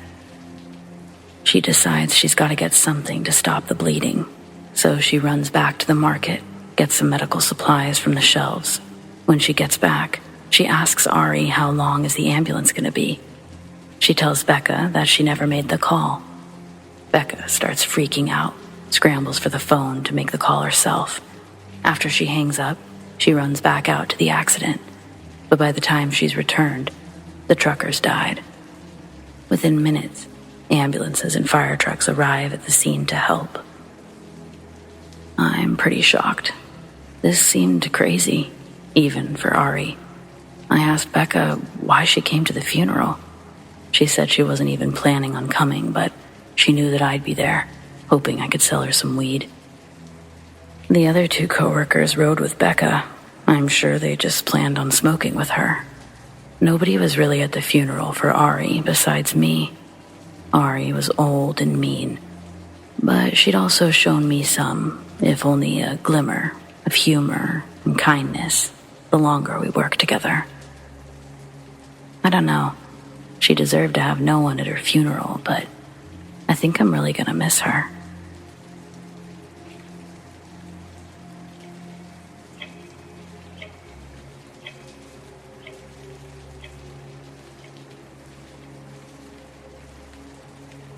A few nights ago, I woke up in the middle of the night and saw a small black orb with tentacles floating towards me from above.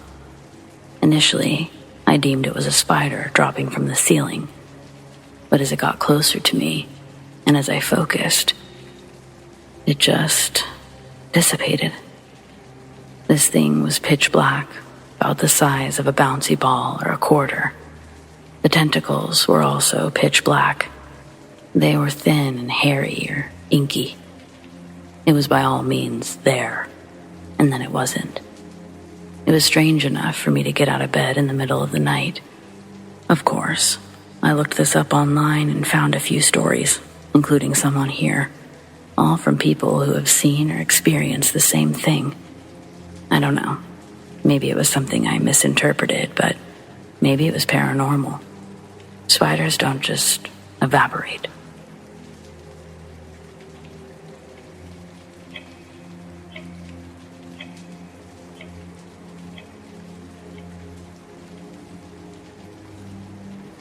I'm a glorified security guard who babysits a giant warehouse filled with wooden crates. They come in all shapes and sizes, and I've never looked at what's inside. I just never cared. I've worked this cushy job for a year, wasn't about to lose it over a box of random junk. The warehouse is in the middle of nowhere, a solid 40 minutes outside the city limits. I'm not even sure why they bothered hiring security guards, but there's always someone here. I normally work during the day, but one of the night guards, Carter, quit in the middle of his shift, so I volunteered to fill in. I really wanted the overtime and the brownie points. I was planning on asking for a raise on Friday, but now I'm not even sure if I'll still be working here by then. More than anything, I wish I could ask Carter why he left. He was only a year away from retirement, and before tonight, I couldn't fathom why anyone would just randomly walk away from a job like this. But now, I'm starting to realize this place is totally different at night. It's creepy as hell. I've never been one to spook easily, but this is more than just being alone in the dark. From the moment I arrived, it felt like the entire atmosphere was different. The air itself was heavier, almost stale. If a little paranoia was my only problem, I'd be able to get through it. But I'm either losing my mind, or I'm not as alone here as I thought. 2 hours into my shift, I heard what sounded like someone knocking on a crate. But I didn't see anyone on the monitors, and I can assure you, there's no blind spots. My employers spared no expense when it came to cameras. A few seconds later, the knocking stopped, and I convinced myself it must have been another rat. There were still a few traps left over from the last one, so I set them up and returned to my desk. The next hour passed without incident, but then a sudden chill ran down my spine, and I jumped out of my chair so fast it fell over. It felt like someone brushed their fingertips across the back of my neck. Obviously, no one was there, so I must have imagined it, right? I couldn't bring myself to sit down again, so I checked on the mouse traps just to distract myself. 2 of them sprung, didn't catch anything, which does happen on occasion. That wasn't unusual. I reset the first one, but as I bent over to fix the second one, several loud knocks sounded from inside the crate next to me. They were very deliberate human knocks.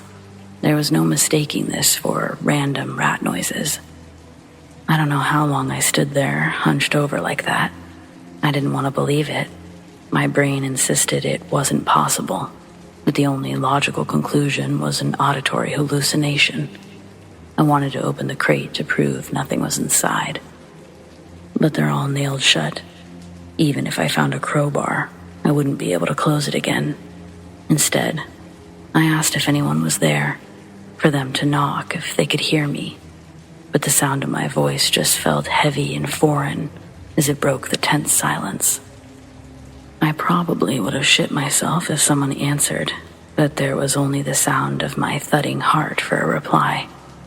Eventually, I tore myself away from the crate and returned to my desk, but I still couldn't bring myself to sit down.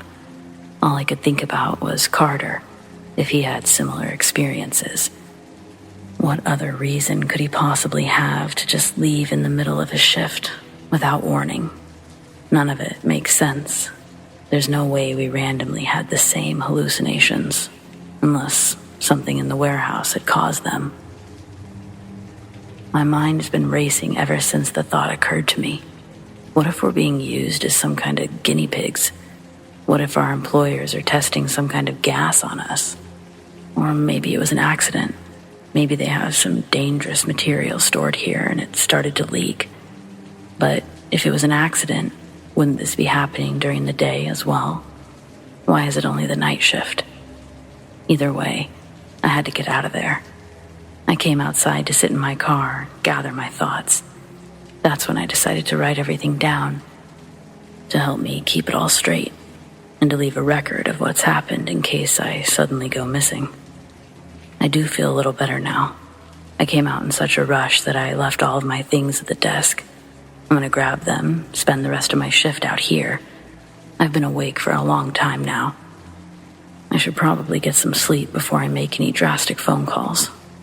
I'll add an update later to let you guys know how it turned out. I didn't expect my update to come just an hour later, and judging by the comments I've already received, neither did any of you. When I finally mustered the courage to run inside, I only made it halfway to the door before seeing an incredibly tall shadow. It passed by the small office window.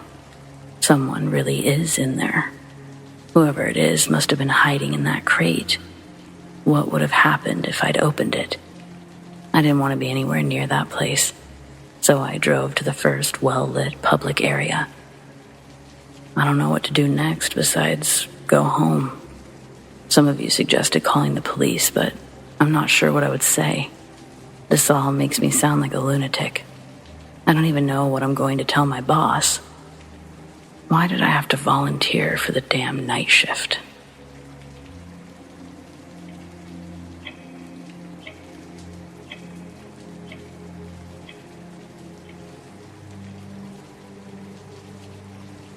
I've been looking to share these experiences with others for quite some time. Still, whenever I find myself telling my stories to other people, I feel like an idiot for finding any plausibility with them. Hence, I'm sharing them with complete strangers because it seems easier. I'm also no writer at all. English is definitely not my first language. So, anyway, here goes. My first story starts when I was 16, almost 10 years ago now.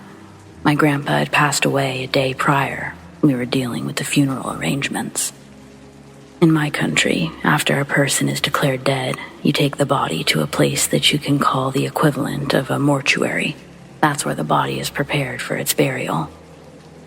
After my grandpa's body was washed and prepared, it was placed in a coffin. We do not bury our dead with them. It was just used for transport. They put the coffin on a metal table that was in the courtyard. I remember seeing many other people dealing with their funerals that day.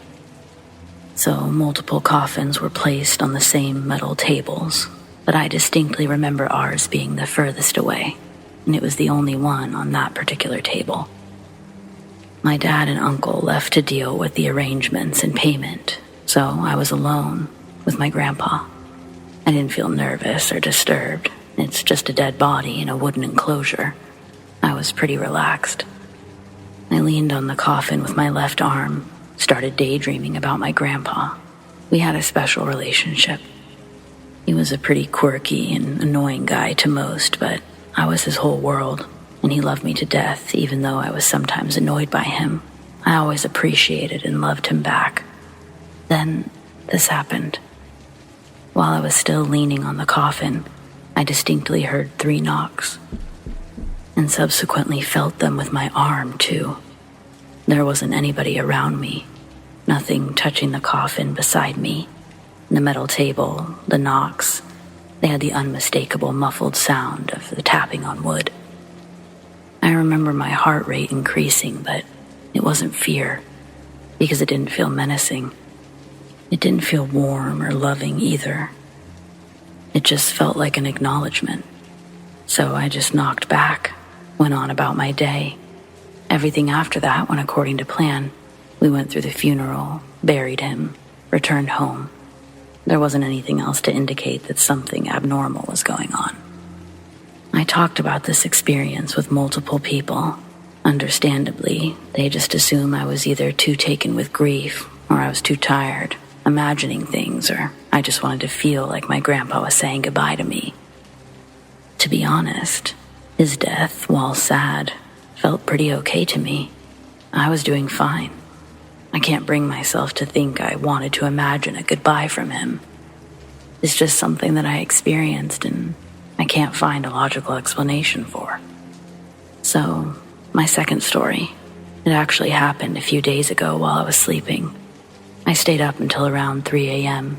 I wasn't feeling incredibly sleepy or anything. My sleep schedule shifted pretty hard recently, but my body told me it was time to sleep. So I went to bed. I got into a pretty sleepy state, felt comfortable too, so I knew I'd fall asleep pretty easily, minute or two. While I was falling asleep, I could hear my consciousness drifting away. I love that feeling of being asleep and awake at the same time. I started dreaming pretty quickly while still having awareness of my body and my surroundings. I dreamed about a childhood friend whom I hadn't spoken to in 12 years. They were trying to sell me synthetic drugs.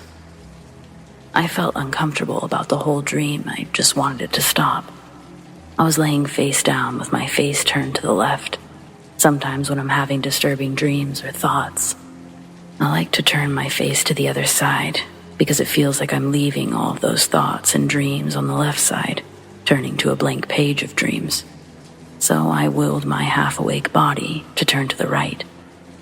I was severed from the dream and felt like I was ready to go into a new one, but before I could, I started hearing footsteps coming from behind me. It sounded like someone walking from the left to the right, almost mirroring me, turning from left to right to get rid of my bad thoughts. It felt like the bad thoughts wanted to follow me to the right. As I'm writing this, I'm getting full-body chills. I didn't think much of it because I was barely awake, assumed I started dreaming already, even though I could think pretty logically. Then, on the left side of my leg, I felt my mattress sinking down, almost like somebody was putting their foot or knee on it, standing on my bed. And at that point, I assumed maybe one of my muscles in my leg was twitching. Maybe that's why it felt like the mattress was moving. Then something truly terrifying happened. I heard with my 2 ears someone exhaling very loudly behind my head. I felt the cold breath on the back of my neck, too. Again, chills. I immediately jumped up in terror, looking around to see nothing. My door was closed, and no one else in the house besides my cats that were in separate rooms with the door closed. I honestly don't know what happened. A night terror? I'm not sure. I've never felt something this physical from a dream. Ever. My thoughts at this point were, okay, either it was a night terror and the human brain truly is amazing for being able to replicate such sensations, or there was something in my room. To be honest, I can't do anything against it. So, I just called my girlfriend, hoping she'd pick up, and I fell asleep with her on the other side of the phone. So these are my 2 stories. I'm not much of a believer in the metaphysical, but I think it would be idiotic to completely disregard their existence, because we can't possibly prove or disprove them. I know my experiences aren't crazy or anything, but they felt incredible to experience in the moment. So I tried telling them with all the details I can remember in order. Even though I'm not much of a believer, I'm always amazed when my views are challenged like this. Thanks for reading if you did. By now, I've been a trucker for longer than I can rightly remember, hauling goods from one corner of this great country to the other. This story is about the night I saw something peculiar up in the skies. It was a moonless, dark night on a lonesome stretch of highway that us truckers know all too well. I was hauling a load of who knows what towards the Midwest, feeling the weight of the world on my shoulders at the time. The radio buzzed with chatter as usual, but otherwise, it was a silent night. As I cruised along, I couldn't help but notice something mighty strange. Out of the corner of my eye, I caught a glimpse of something in the sky. When I looked, something moving in a way that no plane ever could. It was like a firefly on steroids, dancing and zipping through the sky. I squinted my eyes, figuring it was my tired mind playing tricks on me. But I couldn't shake the feeling that something was off, like I was catching a glimpse into a world I wasn't meant to see. And it hadn't disappeared right away like things may, had I just been seeing it wrong. The strangest part, though, was how danged silent it all was. I turned down the radio, rolled my windows down. Sure didn't sound like a plane. I could hear my rig, but I heard nothing outside of that. No rumbling of engines, no screeching, nothing. Nothing but the sound of my own truck and my own breathing. Yet it danced in the sky. It was enough to give this full-grown man the heebie-jeebies. But then, all of a sudden, the thing touched down, like a mile or so ahead of me. I nearly choked on my coffee. It was like a burst of light, illuminating the darkness. For a moment, time stood still. My heart slammed against my chest as I watched it shoot back up into the sky with unnatural speed. I blinked once, twice, hoping my eyes hadn't betrayed me. But I could still see the residue of light from where it had just been. until that was gone too. There I was, alone, on the deserted highway, quivering in my seat. That eerie feeling of being watched crept up my spine, and I couldn't shake it. I swear I could almost hear something beckoning me to come closer to what I'd seen. I rolled up my windows, turned up the radio, and I sure as heck didn't stick around to find out anything else, tell you that much. I stomped on the gas, putting as much distance between me and that spot as my old rig could muster. The whole way to my destination, fear gnawing at me like a damn rat. Was it something otherworldly, or just a trick of the mind?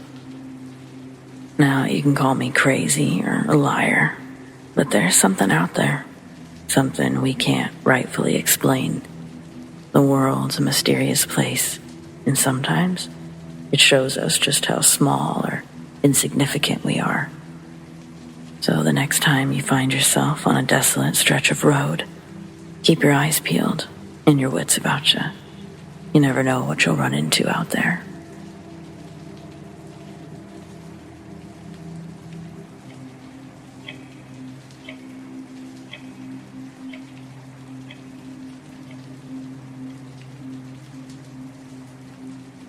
My granddad used to drive big rigs, and after pleading and begging my mom and dad, they allowed me to go on a delivery with him during the summer.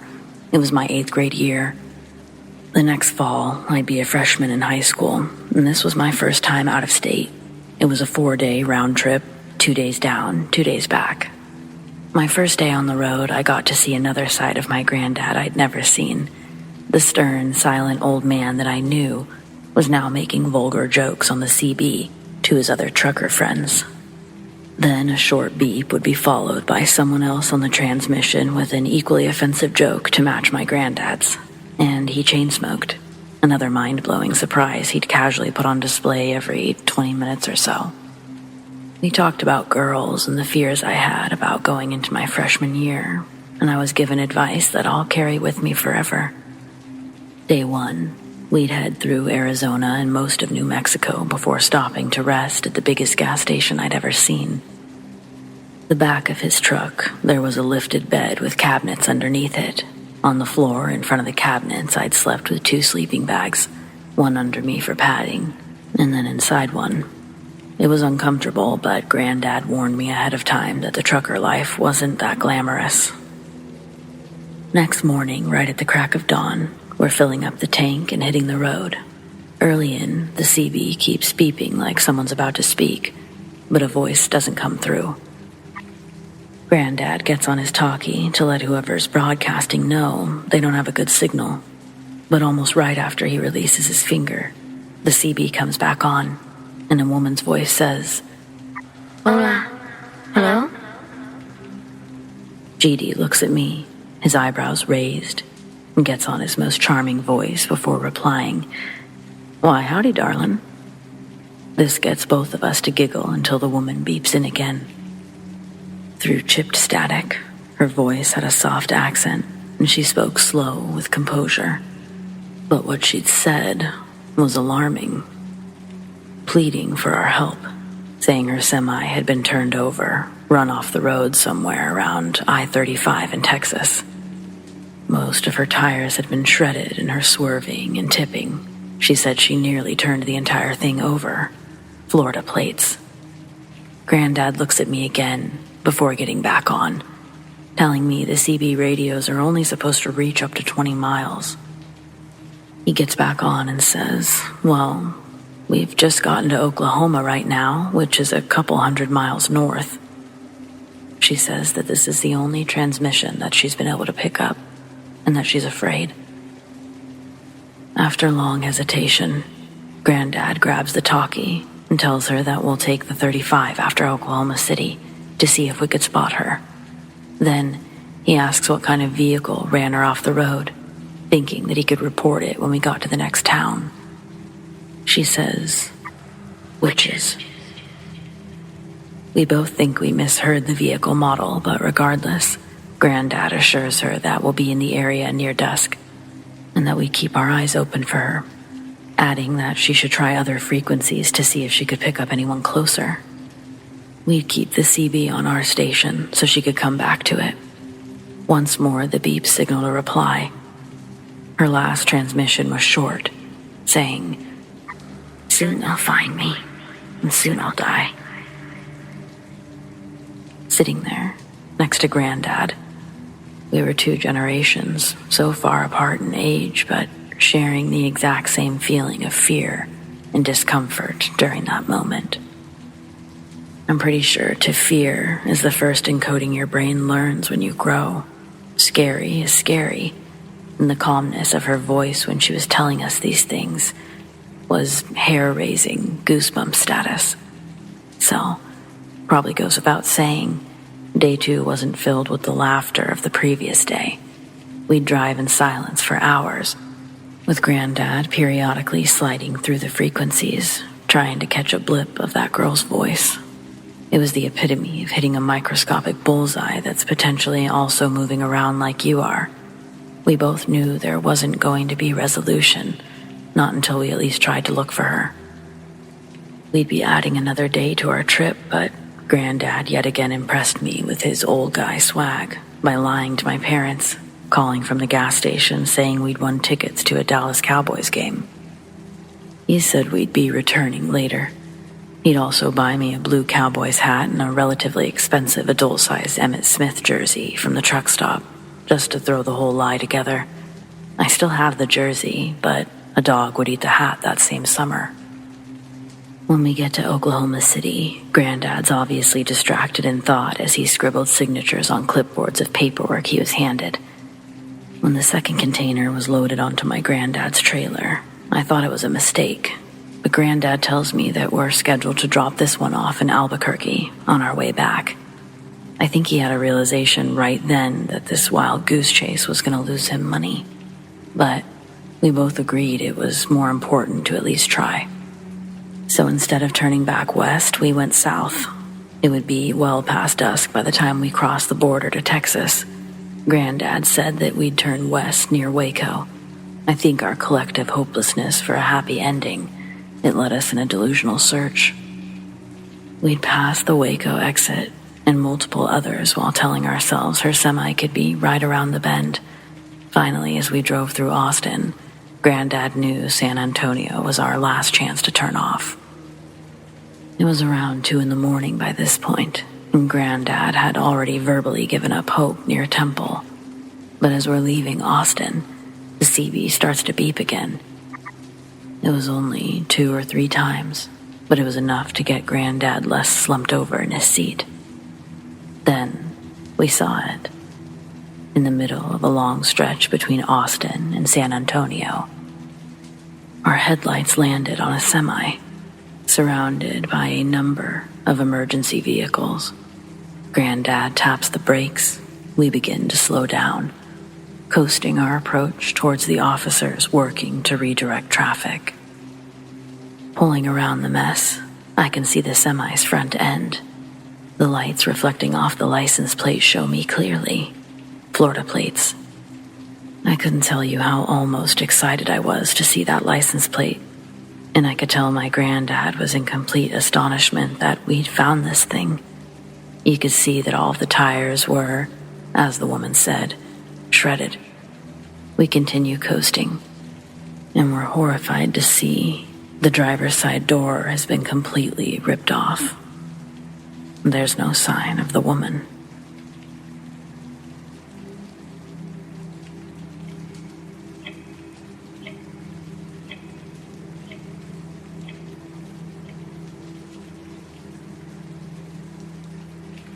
I have no idea what stretch of highway it actually is, but about 3 or 4 years ago, just before the pandemic, my boyfriend and I were driving back to Portland from Reno. It was probably around sunset, so not even fully dark, not fully light either. We turned around a bend in the road, and we saw, coming head-on, a semi-truck. It looked like it was in our lane. It looked real. Completely caught off guard and terrified, my boyfriend swerves into the other lane, which would be otherwise oncoming traffic, to avoid this semi-truck. Before he can even fully make it into the other lane and we get closer, it just disappears. There was no sound, no wind. Everything other than us now being on the other side of the road was normal. My boyfriend quickly corrected himself to get to the right side of the road. I turn my head. He looks in the rear view. Nothing. No truck. No anyone.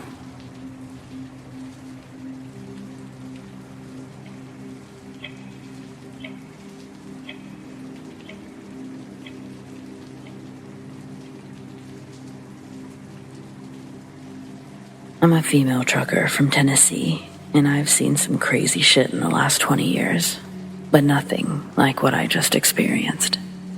I prefer to get my sleep during the day and do my traveling at night. Less traffic and lunatics that way. I got back on the road at 9 p.m. thinking I would arrive at my destination right as they were opening, but I'm so terrified that I had to pull over at a rest stop. There's lights and people here. I really don't want to be alone right now, especially on a dark highway in the middle of nowhere. It was around 1 a.m. when things started getting weird. I don't know how to explain it, but it's like I had this feeling of dread or impending doom. I'm not a paranoid person. I turned 46 last week, and I can't name a single other instance where I felt anything like that. It bothered me so much I had to call my partner and kids to make sure they were okay. They didn't really appreciate it. They assumed something must have happened to me because I forgot what time it was. But I couldn't help myself.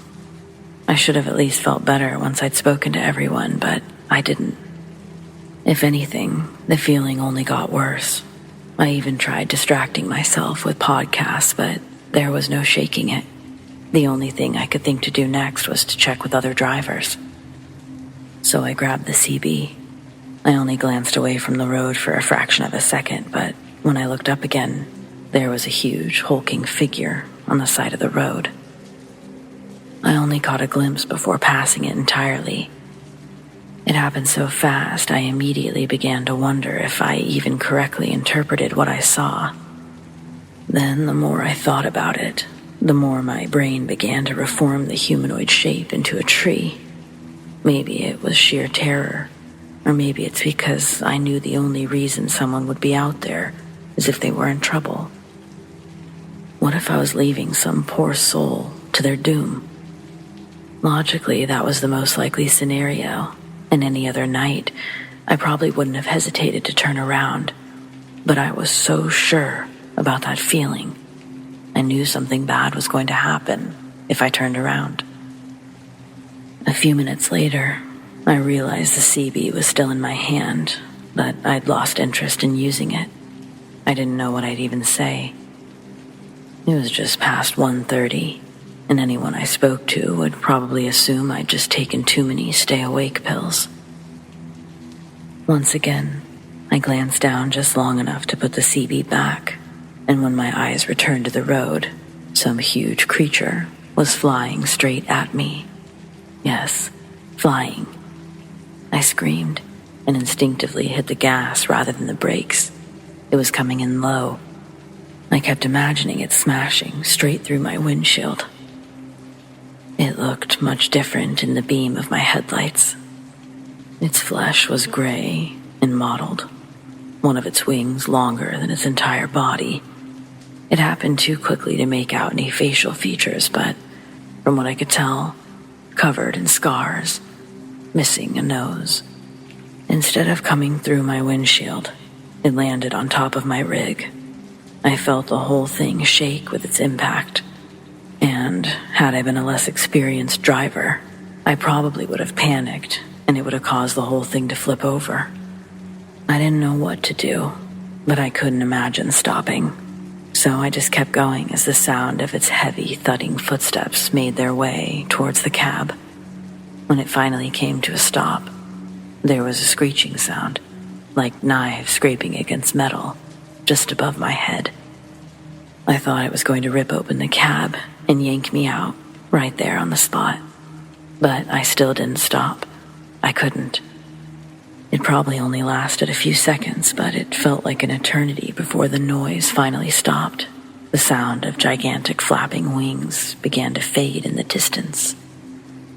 It was definitely gone for the moment, but that didn't mean it wouldn't come back. I found this rest area 30 minutes later, parked right between two other rigs. It's bad form to park so close when there's plenty of room available, but they'll have to get over it. As soon as I drop off this load, I'm going to take off a few weeks. I need to reevaluate how I do things. I know this sounds like I've lost my mind. I wouldn't have believed this story if it happened to someone else, probably. So I don't blame anyone for not believing me. But on the off chance anyone else has ever seen something like this, please, please, let me know.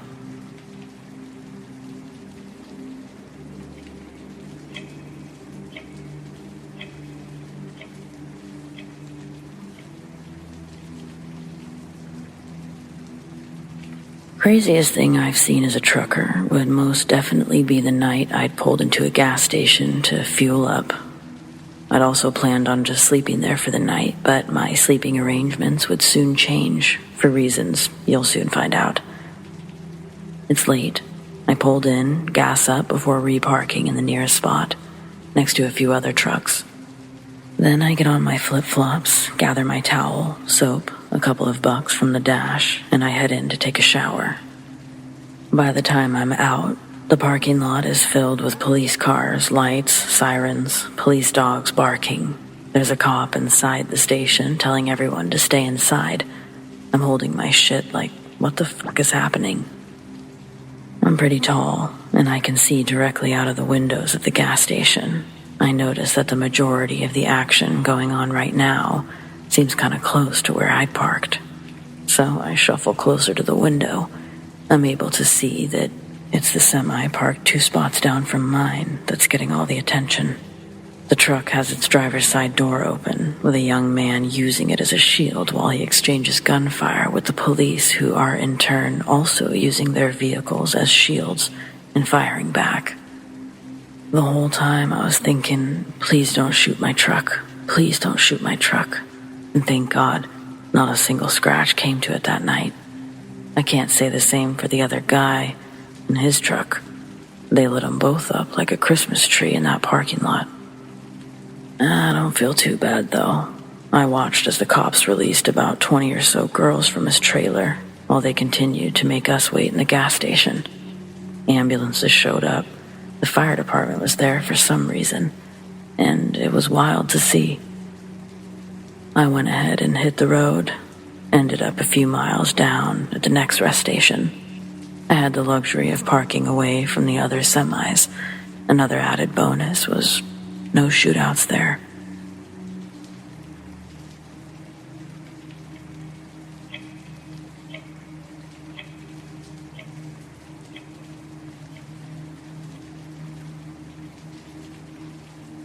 When our twins were just under a year old, me and my husband Ed had the bright idea to strap them into their car seats and drive 13 hours in order to attend a family reunion in Virginia. We left later than expected that afternoon. Within a couple of hours, the kids and I are asleep, and Ed drives through the night down I-64. Next time my eyes open, it's after midnight. We're outside of a travel center. Ed's gently shaking me awake. He's already gotten the car seats out with the kids still buckled in. They're still sleeping peacefully on the sidewalk in front. Ed says the travel center has a 24-hour diner attached to it, asks if I want to come in. Seeing as the hard part of unloading 2 car seats has already been taken care of, we go in. We walk through the travel center doors over to the diner on the opposite side of the facility. It's narrow, and probably a claustrophobic nightmare when there's a crowd, but thankfully it's just us and the kids. Sitting down in a booth near the doors we entered from, my back is facing the front of the diner, which has 2 big windows looking out to another dark parking lot. I'm focused on reading the big laminated menu at our table. I thought that's what Ed was doing too, but when I look up, he's staring past me, his attention fixed on something in the diner parking lot. I ask, what, and turn around, but all I see is an empty parking lot. Ed tells me that an 18-wheeler just came in, all fucked up, with something black splattered over the front. It rolled past the diner windows, probably trying to park on the side of the building. Curious to make sense of what he'd just seen, Ed's about to get up from the table when a man runs into the diner. His disheveled, panic appearance makes Ed sit back down. We watch this man run up to the counter of the bar, start hitting the assistant's bell.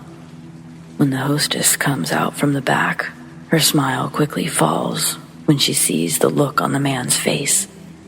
He tells her that he needs to use the phone, that he's just hit something big on the interstate.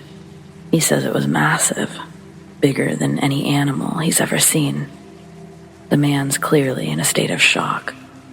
His body shakes uncontrollably as he continues talking. He was heading southbound when his headlights caught these two creatures.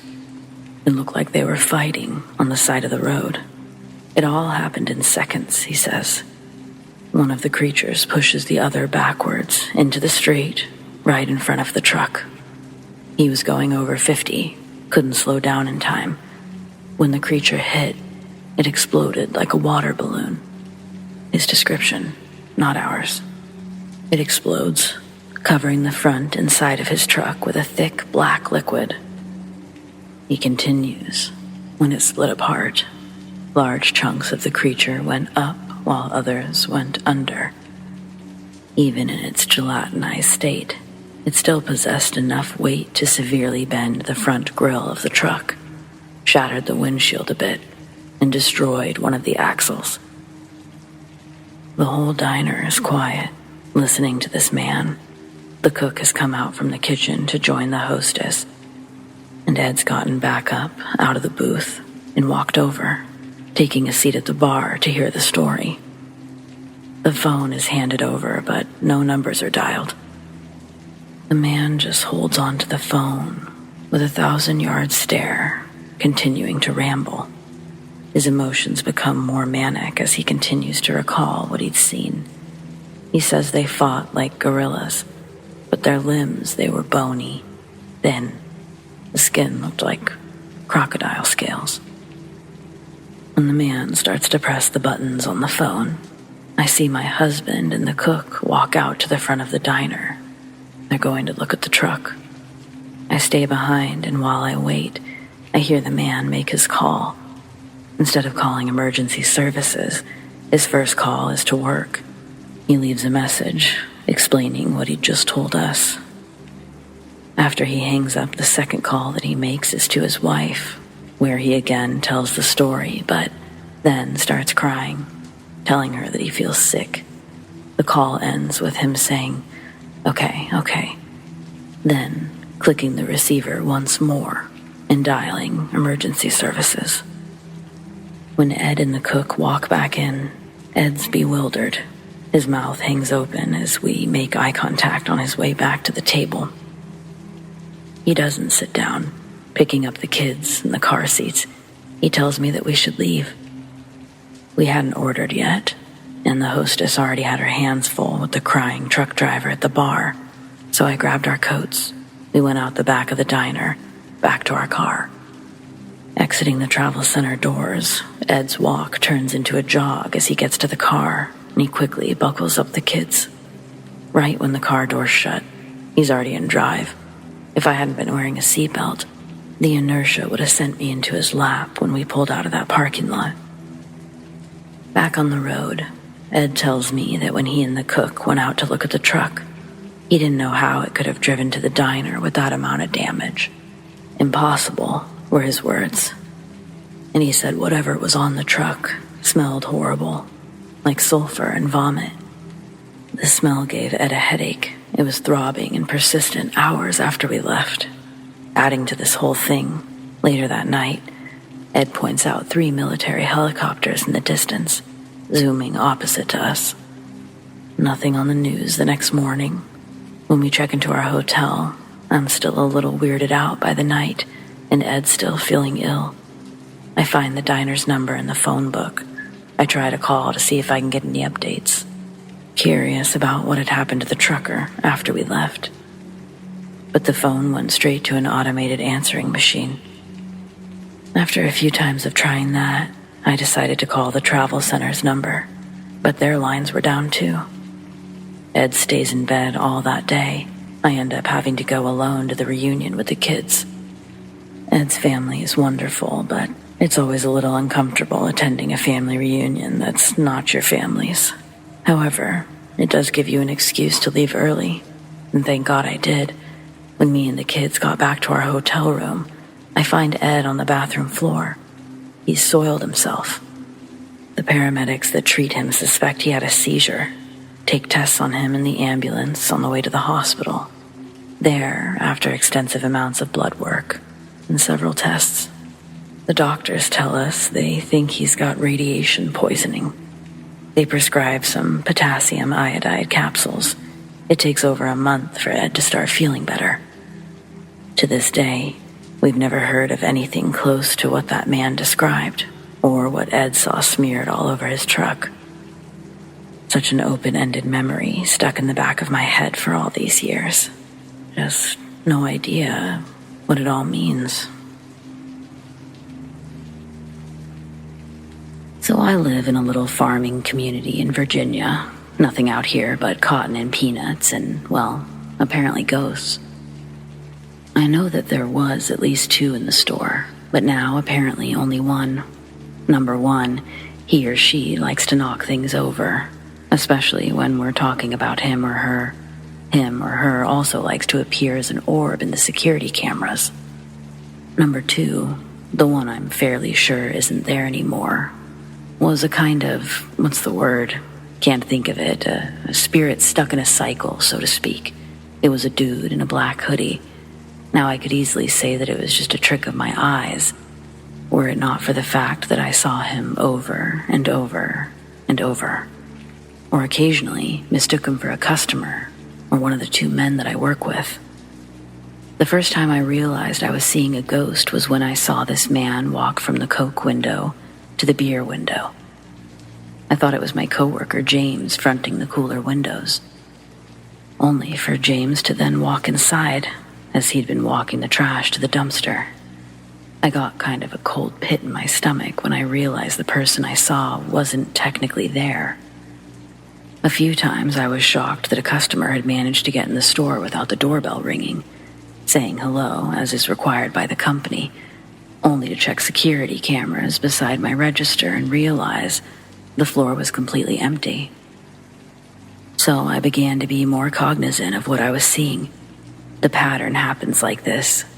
The man starts at the sodas, walks to the single beer window, then disappears. I started talking to him because I'm mouthy. You can't drink beer anymore, man. You're dead. You can think I'm crazy if you want, but my other coworker Sam has seen him too. I guess I saw him about 15-20 times in total, but one day I saw him do something different. Instead of walking from the soda to the beer, he started at the beer window and started walking down the candy aisle towards the register, then disappeared. After that, I've never seen him again. So personally, I hope this means that bro finally found his way out of the store. Rest in peace, my dear beer-drinking friend.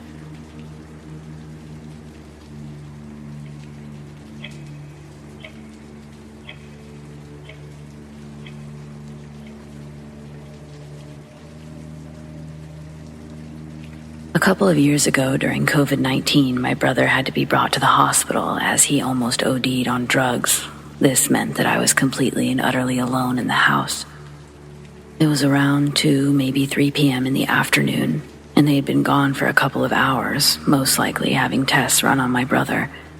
Anyway, I was upstairs in my bedroom when all of a sudden I got this rather eerie feeling, yet I couldn't place it.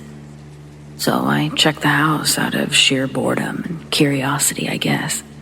Anyway, the house turns out to be completely empty apart from me and my pets, so I go upstairs and laugh it off as a moment of madness. Only seconds after that, I heard the loudest and yet, as I can only describe, as blood-curdling scream that anyone could ever hear. In fact, it sounded so impossibly loud that I can't imagine it being humanly possible. The worst thing about this scream is that it was my mother's voice screaming my name. So naturally, I rushed down the stairs, fearing the worst, only to find in complete shock and terror that the house was still completely empty. I was rightfully terrified, so immediately I ran out of the house. I checked to see if any of the neighbors had heard this terrifying scream. As I was asking, I just got puzzled looks. This has always freaked me out ever since it happened. I'd just like to know what was impersonating my mother and why.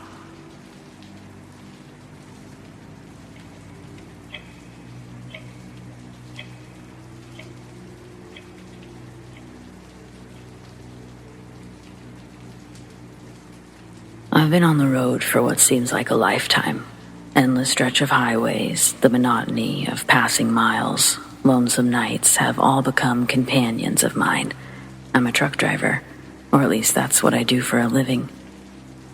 I guess most would call me a tough guy, but trust me, I've seen things that would make the bravest of folks tremble in fear. Just a couple of years ago, I was driving my beaten-up rig along a desolate stretch of road, somewhere between reality and the darkness. My eyelids weighed heavy, but it was just a few more hours until I reached my destination. You see, those nights, they're the loneliest, when the highway becomes like a sort of canvas for strange, unworldly encounters. As I continued on, my eyes caught sight of something that made my heart seize. There, walking across the bridge highway, appeared an ethereal figure, consumed by a flowing white dress. Time seemed to slow as my truck hurled towards her, and I prepared to hit the brakes, praying she'd move out of harm's way. But just as my old rig shuddered, the ghostly apparition vanished into thin air. Now, at a complete stop, I looked forward, around, even behind. The road lay empty before me, and everywhere else. My mind questioned what had just transpired. I remember doubt danced within my thoughts, conjuring memories of ghost stories shared around campfires as a child. I stumbled out of my truck. My legs felt like they were carrying the weight of 1,000 years. Fear mingled with curiosity compelled me to get a closer look. Stepping onto a now desolate bridge highway, the concrete beneath my boots seemed colder than any place I'd ever known, as if it had absorbed the essence of that white figure. I searched frantically for even a trace of her presence, a shred of evidence to validate what my eyes had witnessed, but there was nothing. No footprints, no lingering scent, just an overwhelming void where she had once been. It was as though she'd stepped out of one reality, melted into another, leaving me questioning my own sanity. As I climbed back into the cab of my truck, a chilling realization. The woman in white, or whatever she was, couldn't be real. It defied all logic, all reason. No living being could just vanish without a trace, without a flicker of evidence. Yet, she had.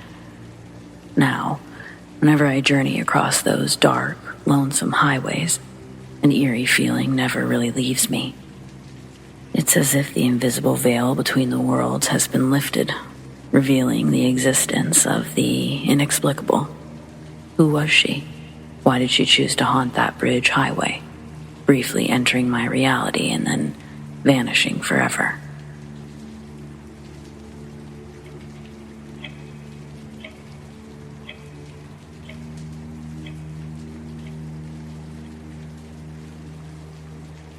Boring but necessary background first up. This may be a bit confusing, but I'll lay it out as clearly as I can.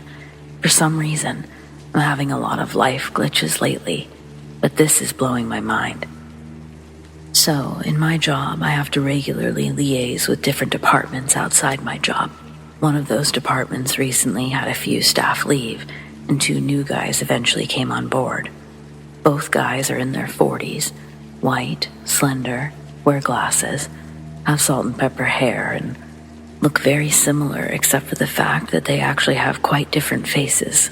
I can easily tell them apart because of that, and because of the fact that one must wear a uniform and the other doesn't. Both guys have moderately unusual names.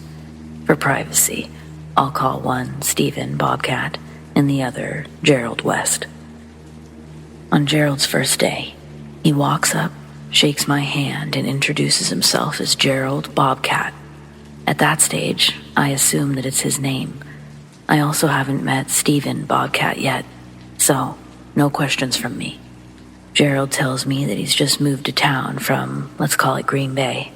He tells me about the move here, his new role, and what he's doing. We sit and chat for about 20 minutes during a quiet time. I found him quite pleasant. We chatted away and even walked together for a while. Some time goes by, and I see him introduce himself as Gerald West. Odd, I think. I was sure that he said his surname was Bobcat. In fact, I was certain because the name, it's a local family name in the area and quite unusual. So the thought went into my mind that he must have been a local, hence why I asked him if he was a local. But he told me that he wasn't a local. He'd moved here from Green Bay. I even wondered if maybe he changed his name. About 2 weeks pass and I walk into the office where Gerald is. And he looks at me and says, "Oh, are you the worker from XYZ?" As if he had no idea who I was. We'd been chatting and talking together prior, and it was exactly as if he'd never seen me before.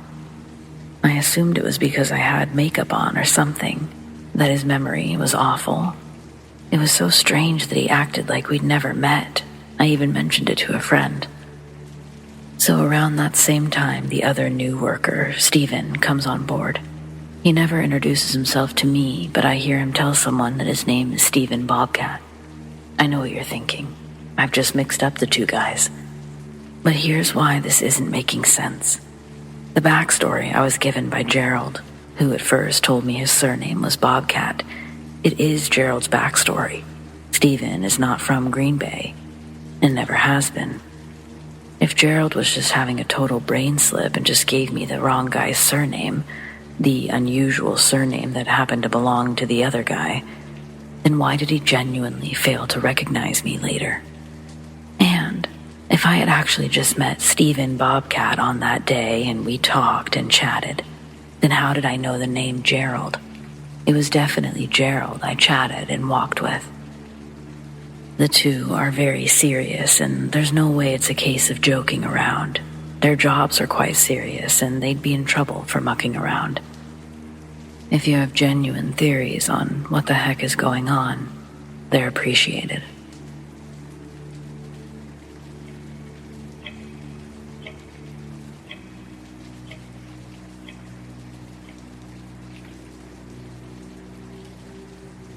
When I was about 5 or 6, my mother worked at a nursing home called the Bryan Center.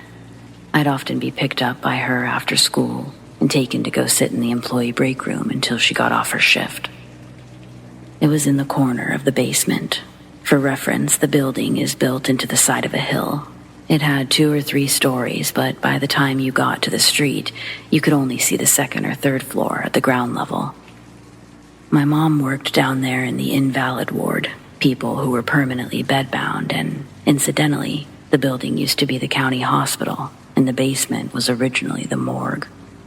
Now, my mom saw a lot of strange shit while she was there, including a dark man wearing a hat that had a dog with red eyes, and a patient being thrown around by an unseen force, despite being paralyzed by a stroke.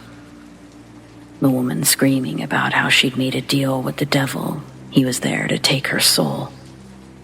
Then there were the elevator doors, randomly changing floors and opening, and the sound of footsteps coming down the hall, but no one was there. She also routinely heard babies crying, and even saw babies crawling down the hallway in the middle of a night shift. It disappeared into the old morgue. My story, however, is about me. Just across from the parking lot door and the corner where the break room was located was a security desk built into the opposite corner where the two halls met. The security guard was my buddy. He would listen to me prattle on, ask me about what I was watching on the break room TV. He would give me quarters for the vending machine to go get snacks when I was hungry. My mom was pretty broke at the time, and school lunch had been a long time ago, and dinner was a long ways away, so my security guard buddy was the shit. He went off on rounds every, hour or so, and sometimes my mom would pop into the break room and ask if I was all right. She'd ask me where I got the honey bun from, and I told her the security guard gave me a quarter. She'd give me a funny look, but I figured she was just having a stranger danger moment being Gen X. Fast forward years later, my mom had just had a knee replacement, and at the same time I caught pertussis while pregnant, so we're both laying in bed binging on Netflix. And I go to ask her, "Hey, what was that dude's name? The security guard who used to buy me all those snacks, those honey buns, remember? Skinny black dude?" My mom told me that not only did she not have a security guard at the time at all, but that also at the time, the only black employees were female nurses. Never been able to figure it out. I would say it's a false memory, but how did I get the money? The food? Any ideas?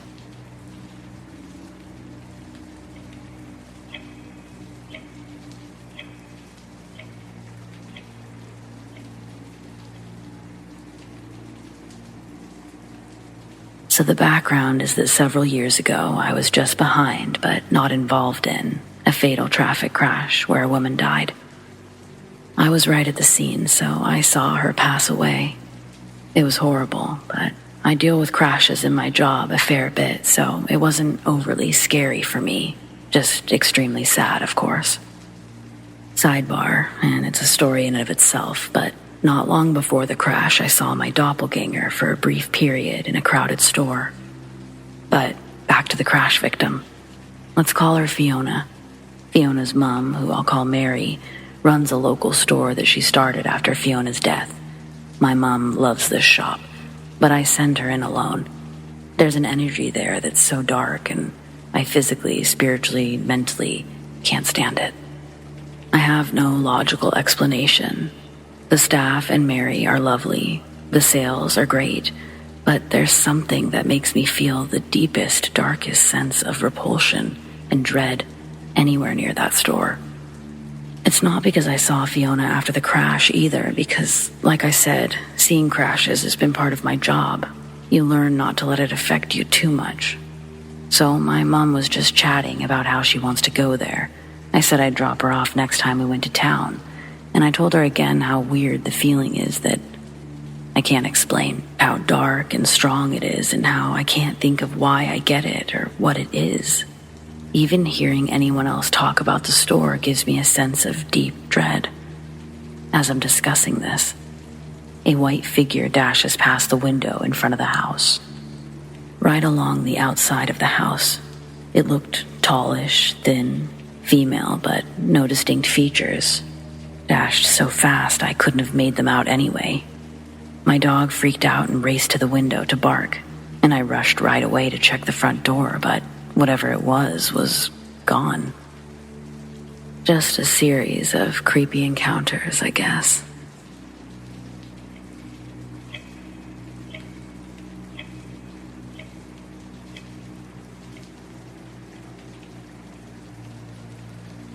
So in the past, I've only ever encountered ghostly experiences that have been frightening, even if I didn't really feel like the entity meant harm.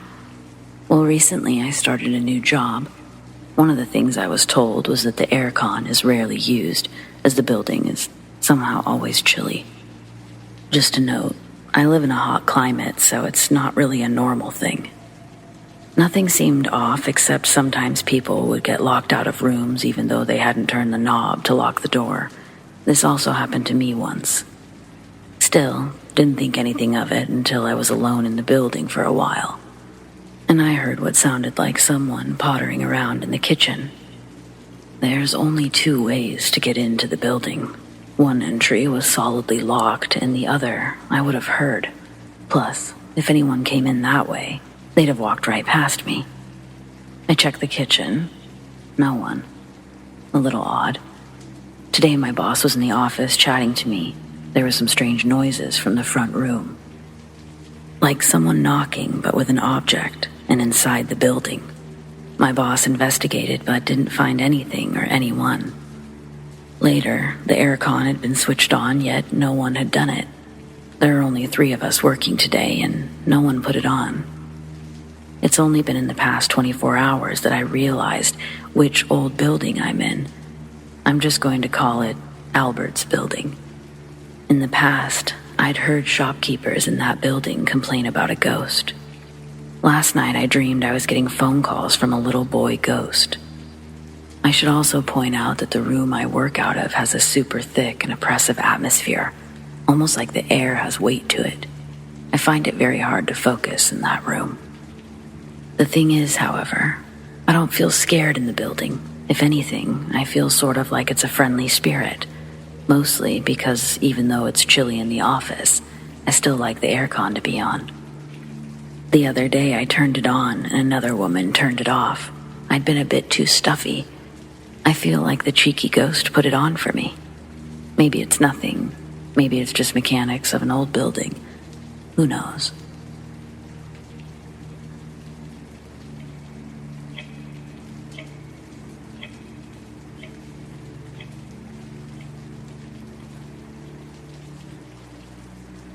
A couple of months ago, I decided to take a walk near this wooded path next to where I was living. It was 11, maybe 12 o'clock at night, so really, nobody should have been around. This particular pathway was rather short, so I decided to head back and take it again, this time walking at a very slow pace. Bear in mind for later that this entire path is rather narrow, and there are fences on the sides.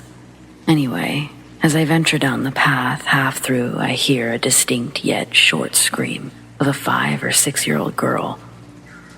So naturally, being the kind of person that I am, I decide to take 5 minutes to look around. I find nothing, so I shrug it off as my imagination. I continue on my path. 3 minutes later, I hear the exact same scream. Bear in mind, a child cannot replicate the exact same scream twice. No one can, right? Only this time, too, it was closer. In fact, so close I should have been able to see around me who or what was screaming. So naturally, being a believer in cryptids and the unknown, I start to get a little anxious. I start to jog out, and I never hear the scream again. But to this day, it scares me thinking that something or someone was trying to trick me into helping someone. Or somebody trying to trap me or lure me.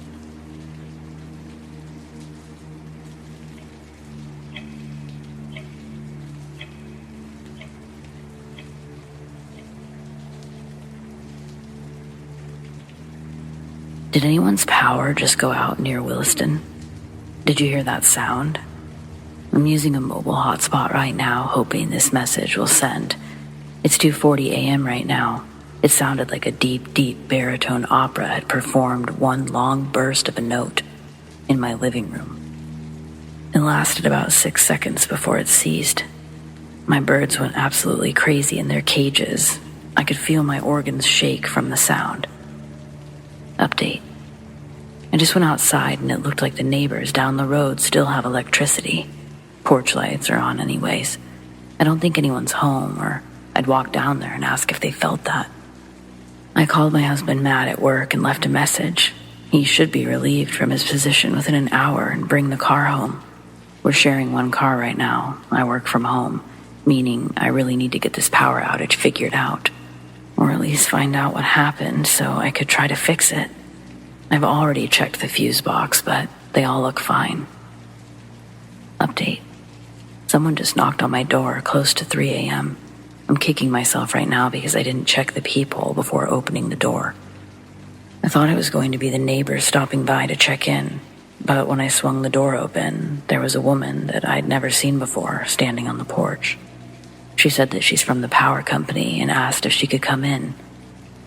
I asked for some sort of identification to show that she's actually from there, because she wasn't wearing anything with the company's name or logo on it, no clipboard in her hand, and she had on a black business coat with a black t-shirt.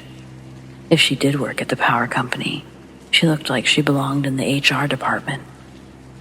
When I asked for her ID, she tells me that it's in her truck. She'd be happy to grab it after she assesses the problem and sees what tools she needs for fixing it. I had to apologize, but insist. I put my foot in my mouth, though, because I followed it up by saying, "My husband's not home right now, so I'd feel safer knowing who's coming into my house." The woman tells me that she'll be right back, but hasn't yet. It's been around 10 minutes since I shut the door. I didn't see a work truck in the driveway. I actually didn't see any vehicles from my viewpoint, looking out the front door. That's not to say that she didn't park further down the road past the house. It's just a little strange.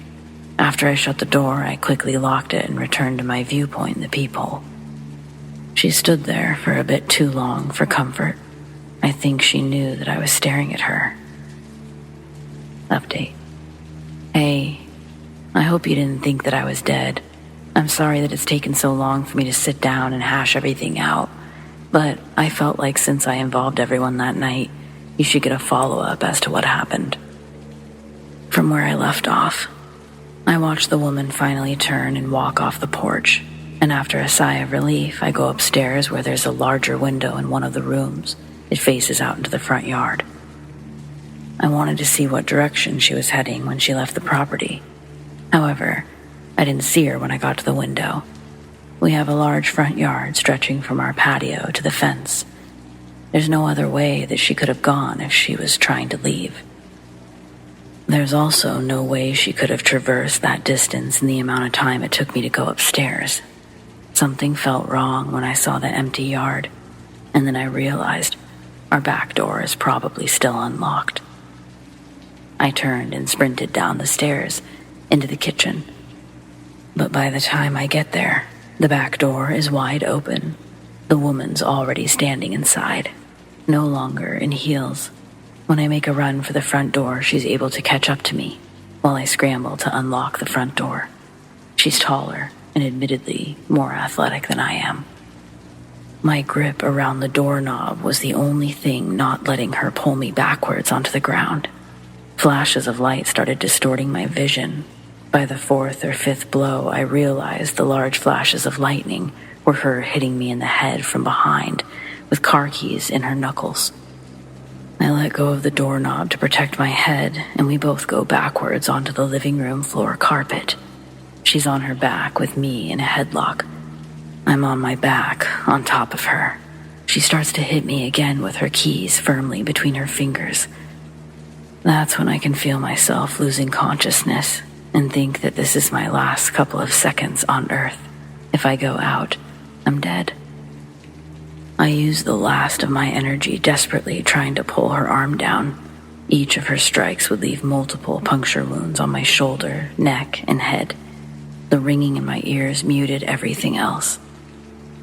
It felt like static crawled from the center of my lungs up to my cheeks and eyes. Then she releases me as I see another blurry figure come and stand above us. She pushes me off and gets up. I couldn't get up fast enough. I stayed on the ground trying to shake the fuzz from my brain as my vision stopped spinning and the ringing in my ears began to fade. I saw for the first time that it was Maddie who'd come into the kitchen and interrupted my attack. Matt's in the military and worked on the base. Matt's my husband. At first, I was shocked that he hadn't taken her down yet. Instead, he was screaming at her and pacing in circles. She's frantically screaming back at him. When my hearing is regained, I couldn't help but notice that she knew Matt's name, and he'd also known hers. My attacker's name was Sarah. Sarah and Matt had been having an affair on base. Sarah was a private first class under Matt. She'd come to my house that night believing I was the harlot in their relationship. Intent on sharing her pain of Matt's infidelities, Sarah would follow my car home one day, figure out where I lived. That night, She took heavy bolt cutters and started to cut through the wires outside my house until she heard the electric surge and the lights went off. Her and Matt would argue until I got back to my feet. I was overwhelmed by emotions. I'd never been in a fight before that night. I'd never been hit like that. I could feel the blood running down the back of my shirt, and I couldn't control myself. I went after Sarah, but Matt caught me before I could grab her. She then turned around and ran out the back door to wherever she'd come from. Cops would pick her up before noon the next day. I'd throw my wedding ring at Matt while sitting in the emergency room, waiting for stitches. He begged and apologized, but there was too much hurt inside and out to fix what we had. Every day I'll have to look at the scars that his unfaithfulness gave me. Soon after the date was set for Sarah's case, I was back to the courthouse to file for divorce from Matt. Both dates are still pending, but my lawyer says I don't have anything to worry about in either case. Update. If you've been with me through all of this, thank you for all of your support. I read your messages and they made me cry. Thank you. I hope this message finds you all well.